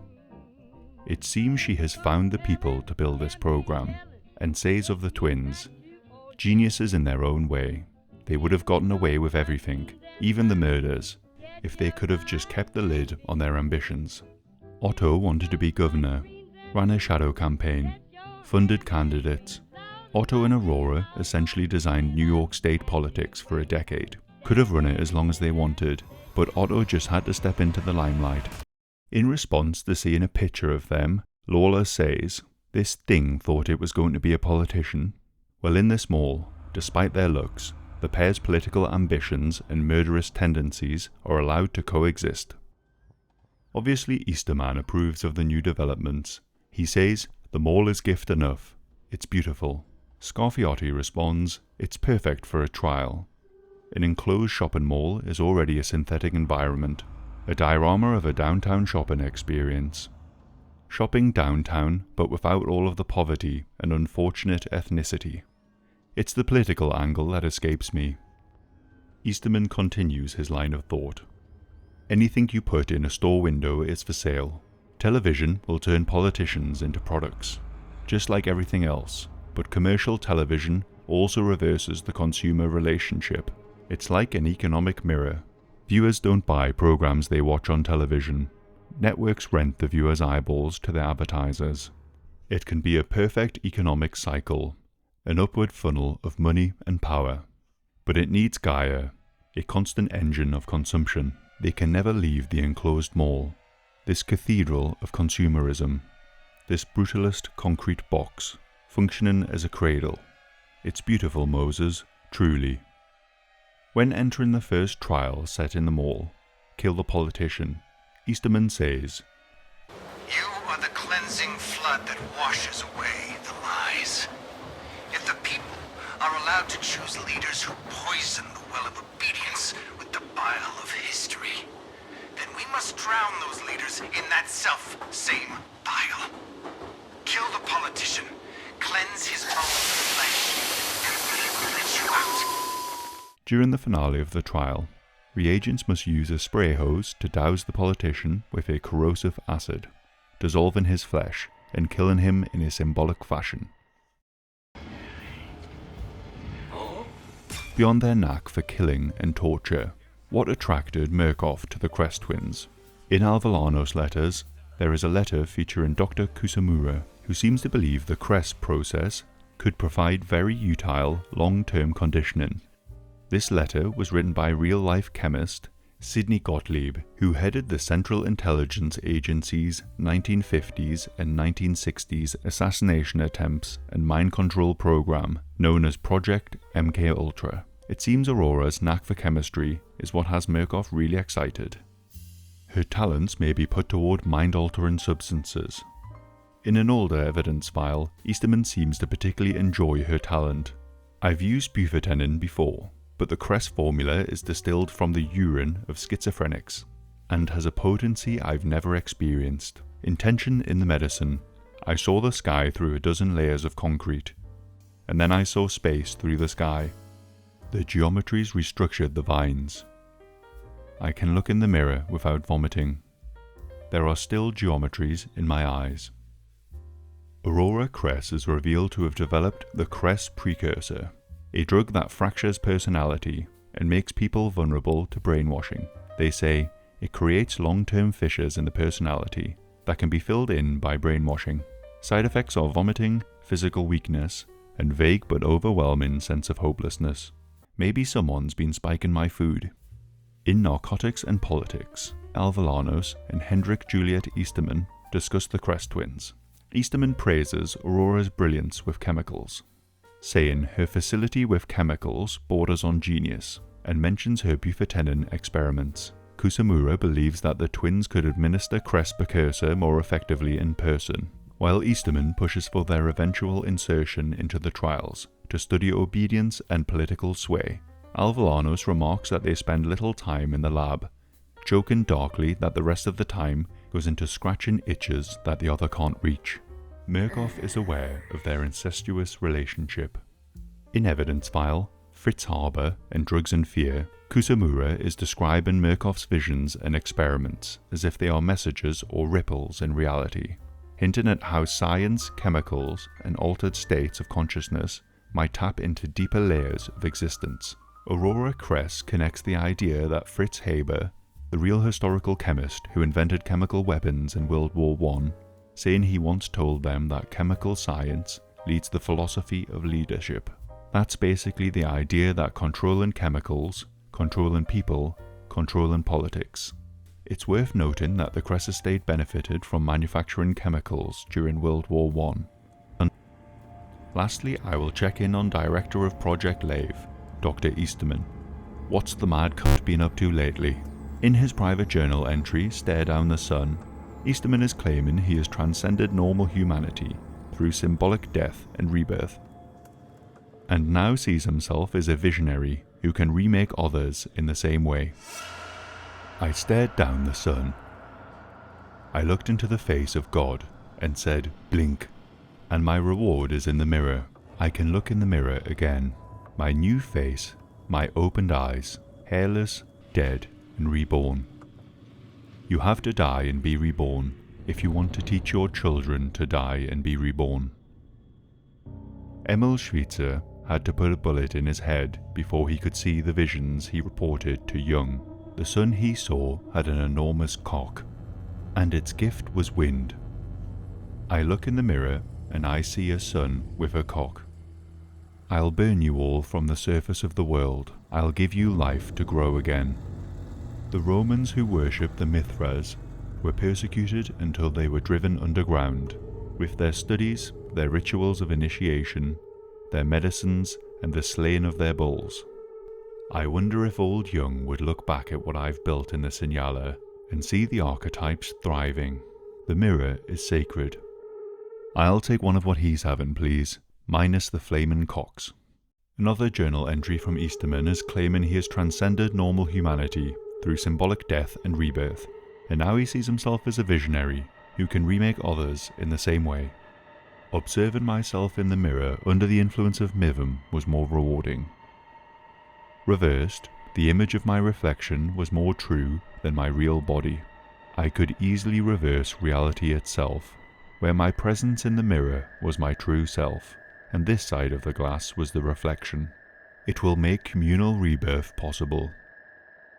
We administer Kress formula mirror image visual morphosia to reagents in sufficient doses to distance their minds and their physical bodies.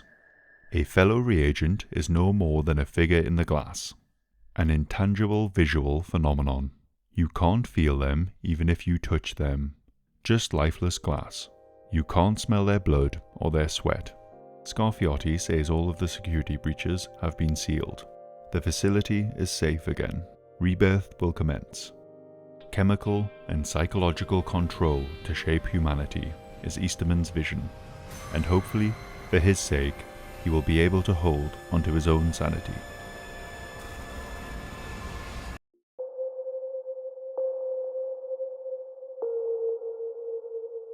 With all of the hype around the Imposter update, you may have missed that Program Geister is back.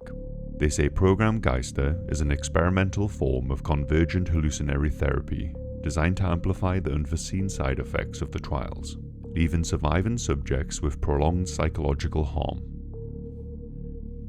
Players can experience the event by completing trials within the Geister program and earning event tokens through trials and special Geister tasks. The program also introduces unique variators that alter the gameplay.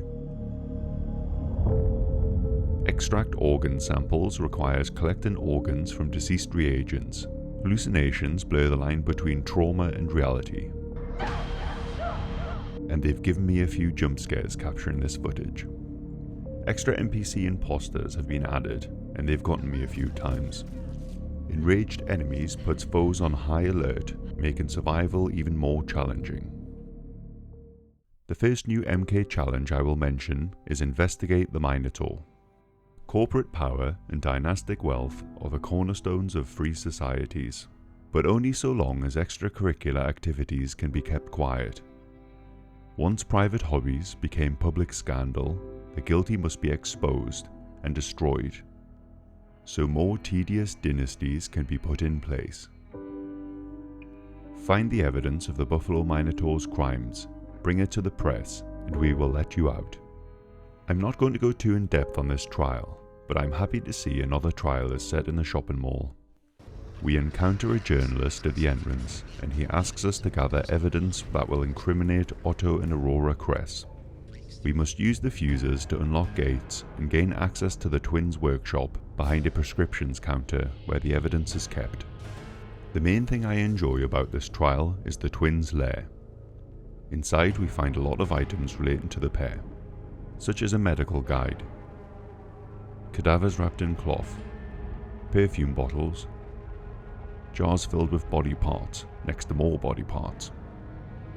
These are kept behind cages labelled with identity numbers from inmates.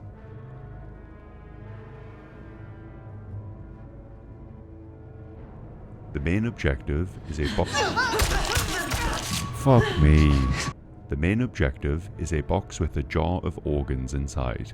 The label says Kress Chem, test subject number 74, 120KR8. I wonder what that means. This is likely a similar setup to the one they had before entering the trials. The aftermath of their brutal murders may have provided useful specimens for their research. We've already seen how Aurora used potions on her victims. Perhaps they shipped samples off to Kress Chemical for analysis. Liliya Bogomolova, the praying mantis, who is otherwise known as Sister Liliya. The dev blog describes her. If God is love, then bloodshed is his only currency. A perfect picture of cryptic beauty, a vengeful angel sent from the heavens themselves. Liliya is a woman of God, on a divine mission to cut away your sins, adorned in an intricate mask that obscures her scarred visage. Sister Liliya offers salvation to those willing to pay the price in treasure of the flesh. Reagents have the opportunity to visit Liliya's hallowed cottage ornée in the resort, a gaudy alpine retreat and the newest trial environment. Bogomolova is Russian for beloved of God. Liliya's parents were landowners who were exiled from Russia during the Russian Revolution. Throughout her early life, Liliya was held captive by a woman believed to be her mother. Imprisoned in a small box-like cell, she never saw sunlight or her mother's face. She never heard her mother's voice and was breastfed in total silence while blindfolded. She spent the first 10 years of her life in extreme captivity until 1939, when she was rescued and placed in St. Gaspar's orphanage. When the police broke down the door of her cell, she was starving and emaciated. She was incapable of speech, communicating only through animalistic grunts. A dead woman was found inside of the house, who is presumed to have been Liliya's mother. The Catholic orphanage was in Paris, within hearing range of the bells of Notre Dame. At the orphanage, she was shunned by the other girls due to her feral behaviour. Liliya attempts to drink from the breast of one of the nuns. It's possible she never had solid food. Liliya learned to speak extremely quickly after years of total silence. They became obsessed with the Bible. she believed she was receiving direct communication. God told her to call herself Bogomolova, and that she was the Russian Joan of Arc, and it was her sacred mission to walk to St. Petersburg and liberate it from the Germans. Joan of Arc is a celebrated Roman Catholic saint, so it seems Liliya is taken by her Catholic environment. The girls are drawn to her as she begins to display natural leadership traits. She is described as being overwhelmingly charismatic. After leaving the orphanage, Liliya travels east, guided by what she claimed was God's voice, returning to her homeland to participate in the defense of Leningrad. During the siege of Leningrad, she survived for approximately 3 years under extreme conditions, enduring starvation, freezing temperatures, and the constant threat of violence. Reports describe her moving among shadows, unseen, hiding in ruins and frozen corpses, displaying remarkable survival skills and deadly efficiency. She became known to both civilians and German officers by several titles, including the Angel of Leningrad, Sister Liliya, and the Russian Joan of Arc. Following Germany's retreat from the Eastern Front, Liliya was captured by a Nazi Obergruppenführer. While attempting to restrain her, the officer sustained a facial injury inflicted by Liliya. In retaliation, he severed the hand she used to hold the knife, and when she cursed him, he cut out her tongue. She was transported along escape routes towards the Mediterranean, where she likely endured further abuse. The night before she was taken to Argentina by boat, Liliya prayed in Genoa. Accounts claim that her tongue miraculously regrew, and she gained the ability to speak with divine authority. Using this newfound voice, she persuaded the officer's guards to restrain him, mutilated him by cutting off his foot, and then walked away, disappearing into the forests of Eastern Europe. During the years that followed, villagers and travellers reported discovering corpses arranged as religious statues. Their mutilations reflected ritualistic or symbolic designs. By the early 1950s, Liliya had become a spiritual guide to wealthy industrialists, including Jacques Treguet. Under her direction, Treguet engaged in extreme acts of self-mutilation and destroying his own fortune, burning his money rather than embezzling it. Other members of his household were also influenced. A loyal valet lost a foot, fingers, and an eyeball willingly under Liliya's instructions. Yet he spoke of her with reverence, describing her as a saint and appearing inspired rather than fearful.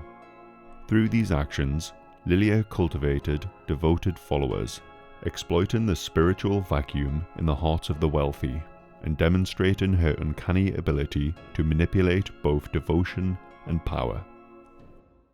Liliya's growing influence drew the attention of the CIA, and Agent George Nichols was tasked with investigating her activities. George was a war veteran. He had heard legends of the Angel of Leningrad and Sister Liliya during his service. Following reports of mutilated corpses, ruined estates, and wealth disappearing, he tracked Liliya across Europe. When he eventually found her, she exerted extraordinary psychological control. Nichols, despite his training, mutilated his own body, cutting off his arm, leg, and portions of his face, mirroring injuries inflicted on other followers under her influence. He experiences dizziness, fever, and mental disorientation while documenting her actions, reporting that she seemed constantly aware of his movements. In his final journal entry, he noted hearing her voice and that she would allow herself to be taken only if certain gifts were offered. Nichols ultimately brought Liliya to CIA custody, delivering her to Mount Massive before she would become a prime asset. He was later institutionalized, with observers noting that when the sedatives wore off, what remained of him screamed uncontrollably. By 1960, Liliya Bogomolova had been taken into Murkoff custody and designated as a prime asset. Medical staff described her as extraordinarily dangerous, capable of subtle and deep psychological manipulation, particularly of powerful individuals with inflated sense of purpose. During the trials, she demonstrated an uncanny ability to track reagents with impossible precision, raising questions about whether she was accessing knowledge beyond normal human capacity. No technological explanation was ever identified. While Murkoff personnel dismissed her claims of divine guidance as nonsense, they quietly acknowledged that simply listening to Liliya, even briefly, had a profound and unsettling effect on those around her. In her first 6 months at Mount Massive, her influence caused nearly 20% of the facility's budget to be wasted, and 10% of staff succumbed to self-mutilation and suicide, emphasizing the extreme danger she represented. Liliya is covered head to toe in fabric inside of the trials, but what does she look like during the siege of Leningrad? Her right arm is missing, and she has multiple battle scars across her face. In the trials, her body is largely concealed beneath dark, form-fitting attire, layered with jewellery including a pearl necklace and gold chain sets with rubies, as well as what looks like a mannequin suit. She wears a single-piece corset over patterned tights, paired with matching thigh-high stockings. A long black glove covers her left arm, extended nearly to her shoulder, although much of her upper torso, including her chest, is left uncovered. It looks like her skin has been painted gold. She wouldn't be out of place at Coachella. But in all seriousness, this is her camouflage, so she can visually merge with surrounding mannequins. I'm not even sure it's her skin, or rather an entire piece of skin-tight mannequin armour. There is a duality to Liliya in the form of her double-sided headpiece.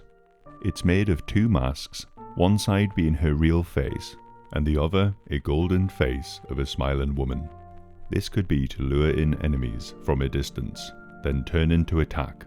Over her face is some kind of tight material. It's possible that she can see through one of her eyes through the mask, but I like to think she has heightened senses due to her blindfolded confinement as a child. She seems to be able to use superhuman instincts to track her prey. I believe she uses sound, smell, and touch to hunt, much like fictional characters such as Daredevil, meaning she has little use for sight in some kind of enlightened and transcended fashion. Over her mouth is a golden grill because she's gangster as fuck.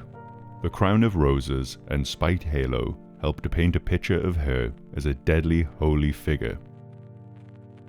Her arm was severed by Nazis, and now in place of it is a golden prosthetic that would make Adam Jensen swoon. I never asked for this. The prosthetic contains a retractable blade, which is her primary weapon.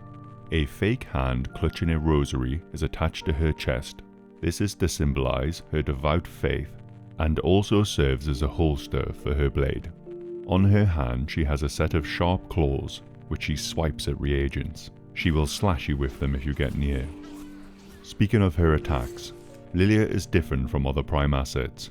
Gooseberry, COYLE, the twins, and especially Franco, all shout loudly through the trials, ranting and raving as a way of intimidating reagents. However, Liliya is more stealthy and prefers to operate from the shadows. She stalks her prey while whispering in their ear. When walking through the area, we hear her voice before we encounter her. This is a supernatural phenomenon. Either our reagents are hallucinating under the influence of Murkoff, or she actually possesses some sort of telepathic ability. Whether this is a hallucination induced by Murkoff's conditioning, or evidence of telepathy, is never clarified. Liliya seems to know where reagents are without seeing them, anticipating their movements, and waiting patiently for the moment they turn their back. Her attacks are sudden and intimate, striking from hiding rather than pursuit, pinning her victims down and killing them up close. Unlike other Prime assets, she doesn't need to overwhelm through force or noise.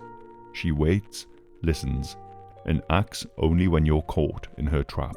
Before entering the trials, she was kept on sedatives for months, which explains her emaciated appearance. If we look at her arms, we can see how thin they are, as if there is no muscle on her upper arms. But that doesn't make her any less deadly. Her hips don't lie, and she will pounce on you and not let go until you're dead. And that doesn't sound so bad. Shit, maybe the conditioning really works. It can be difficult to distinguish her from other mannequins in the area. Without the use of rigs, one of the only ways to spot her is if you notice an extra mannequin in the room, giving you a mixture of deja vu and dread. Her backstory and look highlight Liliya's unsettling nature. Years of solitude have left her patient. While other prime assets rely on noise, aggression, and spectacle, Liliya does the opposite. She makes you question what you're hearing, what you're seeing, and even what you're thinking. Deprived of sight, sound, and human connection for the first 10 years of her life, Liliya's mind had to create its own structure to survive.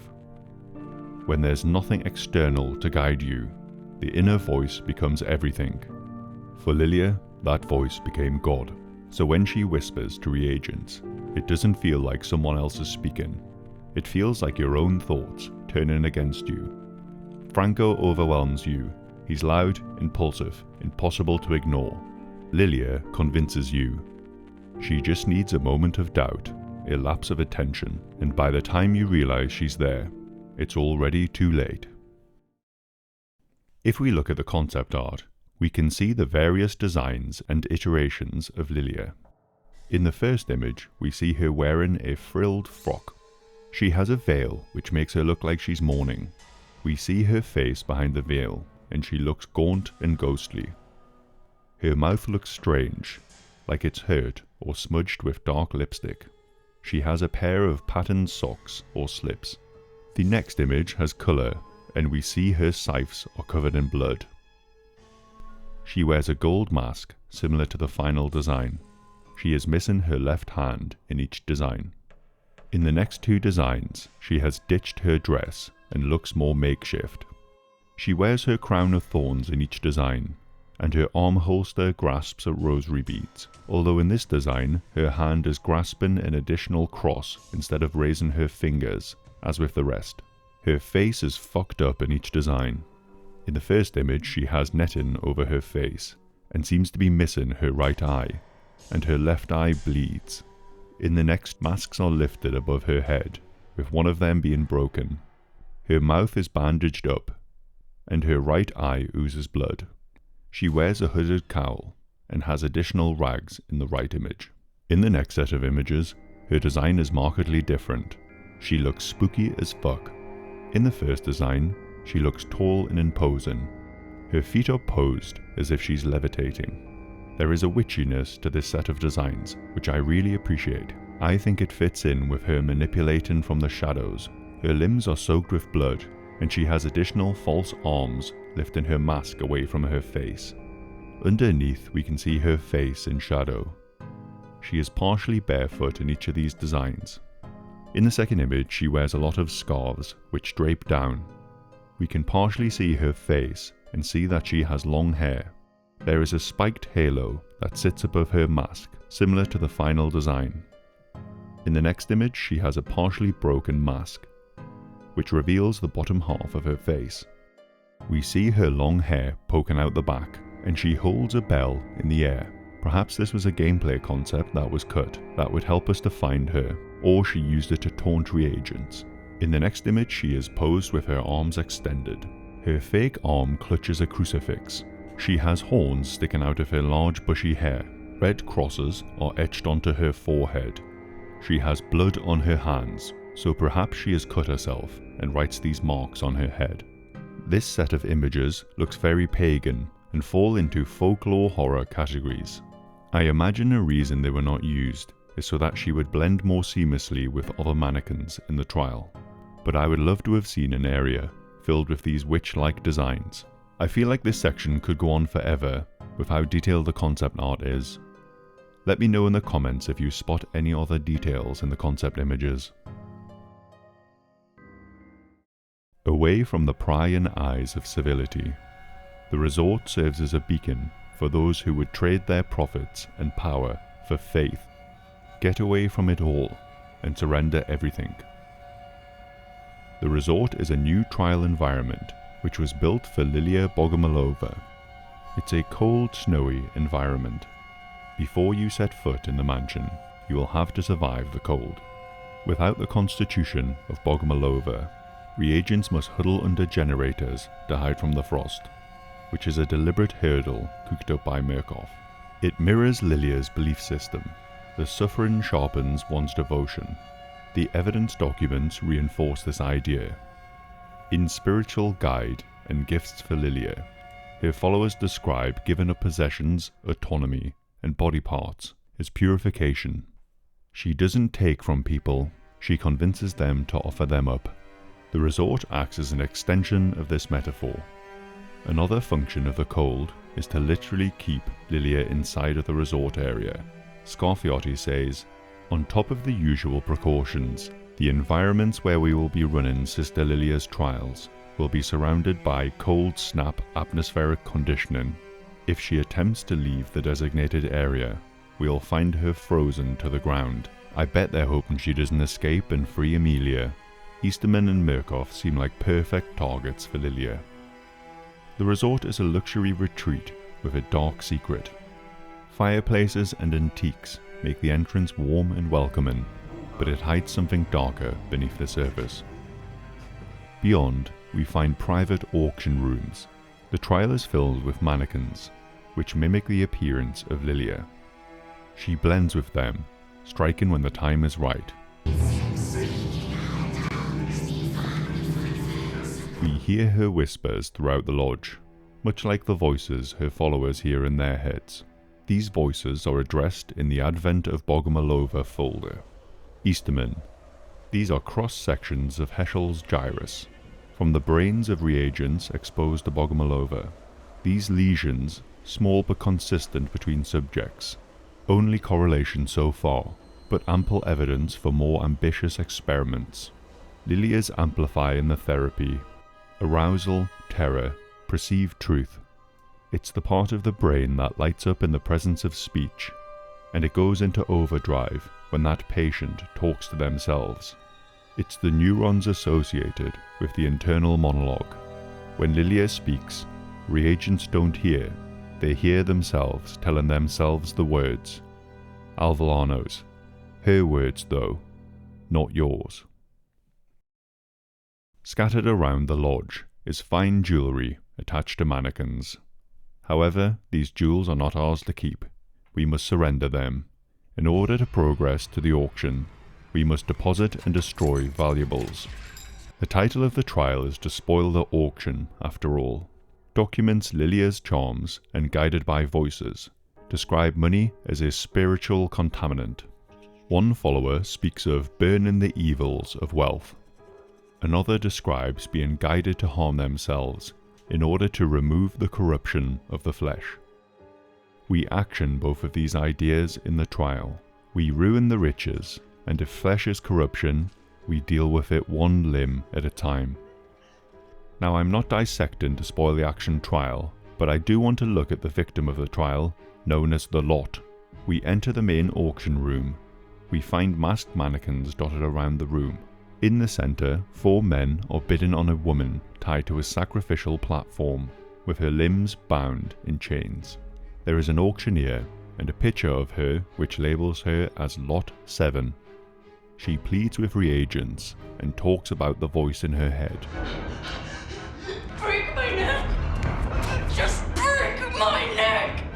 Reagents must crank the chains which pull at her limbs like a medieval torture rack. Her limbs are torn off one at a time. Her face is covered in white, which has a gold handprint imprinted on it. Below her are the catacombs, which are filled with shrines, offerings, cages, and occult imagery, which shows us the dark religious ties which the upper retreat masks. She wears sacrificial whites, as well as a white garter. It's possible that she is being trafficked. Remember, to gain entry, we had to part with valuable items. What makes this victim particularly interesting is how they mirror what is happening in current events today, with the wealthy hosting their secret gatherings and putting a number on human suffering and life. At the beginning, Easterman says, "You are the negotiator. Human life is just one more product, an amusement for those with enough money to do anything they want, A fresh plaything is up for auction. Destroy the lot to spoil its value, and we will let you out. In this section, I will talk about the wider impact and happenings surrounding Liliya's insertion into the trials. With Clyde Perry out of the picture, Easterman sought the help of Silas Knisley, who worked in human resources at Mount Massive Asylum. Knisley brought him 5 patients that matched the requirements for the trials. Easterman singles out Bogomolova's file. Knisley says that she is notoriously difficult to interview, and that most of the accounts on file are from others. After agreeing to transfer Liliya from the asylum, Rudolf Wernicke sent a letter to Alvalanos. He says, "But it would be dishonest of me not to admit that the scientific part of my mind burns with curiosity at Liliya's effects on Sinyala. The powerful, the narcissistic, those driven by an inflated sense of mission and purpose, seem especially vulnerable to her curious charms. I don't think I need to draw attention to this by writing his name." He's talking about Easterman. As I mentioned earlier, Easterman was working with Knisley to procure potential prime assets.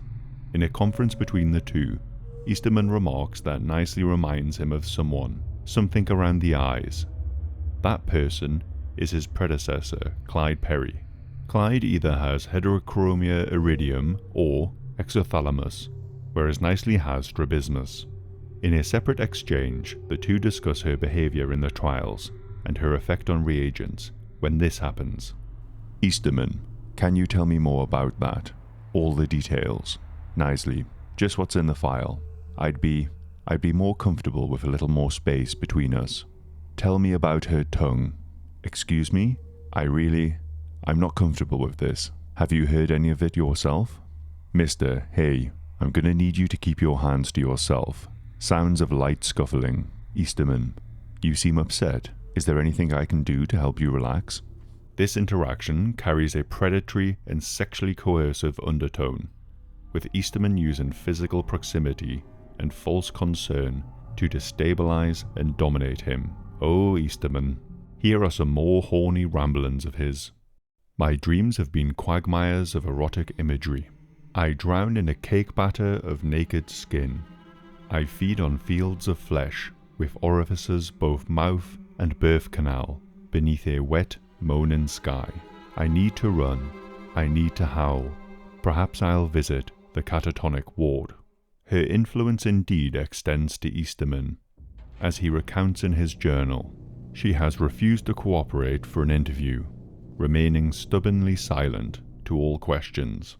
Yet each time I move to leave the room, she mutters to me, somehow throwing her voice so it feels as if she's whispering in my ear. I've yet to understand the words. I suspect it's some foreign tongue, makes my ears itch deep inside my canal, mildly infuriating. She seems to have gotten under his skin. He even compares her to Gooseberry. Remember how she had influence over guards and patients when she was locked up? There's something about ventriloquism, an intersection between the charismatic powers of Sister Liliya and Mother Gooseberry, a channeling of voices outside their own egos. The primal ventriloquist must subjugate themselves to a more archetypical and unknowable force, to gain power by accepting the primacy of the unreal. God save me from talkative women. Lastly, here's Easterman's assessment on the situation after bringing her in. Liliya's effect on reagents is undeniable. Their appetite, their endurance, their charisma. It's clear in their performance in the trials, but even in the sleep room, I see patients reborn, confident, aroused, hungry to learn. People who walked into this place cowards, perverts, junkies, roustabouts and bootlickers. Now their eyes shine with inspiration. They no longer stare at the floor in presence of authority. They're beautiful. If we weren't keeping the men impotent with Kress GnRH agonist, I don't doubt that they would all be rutting like dogs. I'm having a few of them put down cleanly for a precise autopsy of their brains. Even if I feel the effect of an early spring, my loins stir with a pleasant anxiety, focus, arousal. I've had my blood tested to make sure I'm not being slipped some poison in secret. I believe my hair, against science and reason, may be growing back. It's time to take some chances. So that's all I have on Liliya for now. However, I do have some questions for you. Do you believe she grew back her tongue in Argentina? We've seen some shit in the Outlast universe, but perhaps this is part of her immense influence. Her followers may have made up miracles for her, much like biblical figures. I'll end with a quote from George Nichols. "I wish you could have seen the valet's ream eye. It was the look of a man in love, or inspired. He looked like somebody who had seen God." Please like and subscribe. I'll see you next time.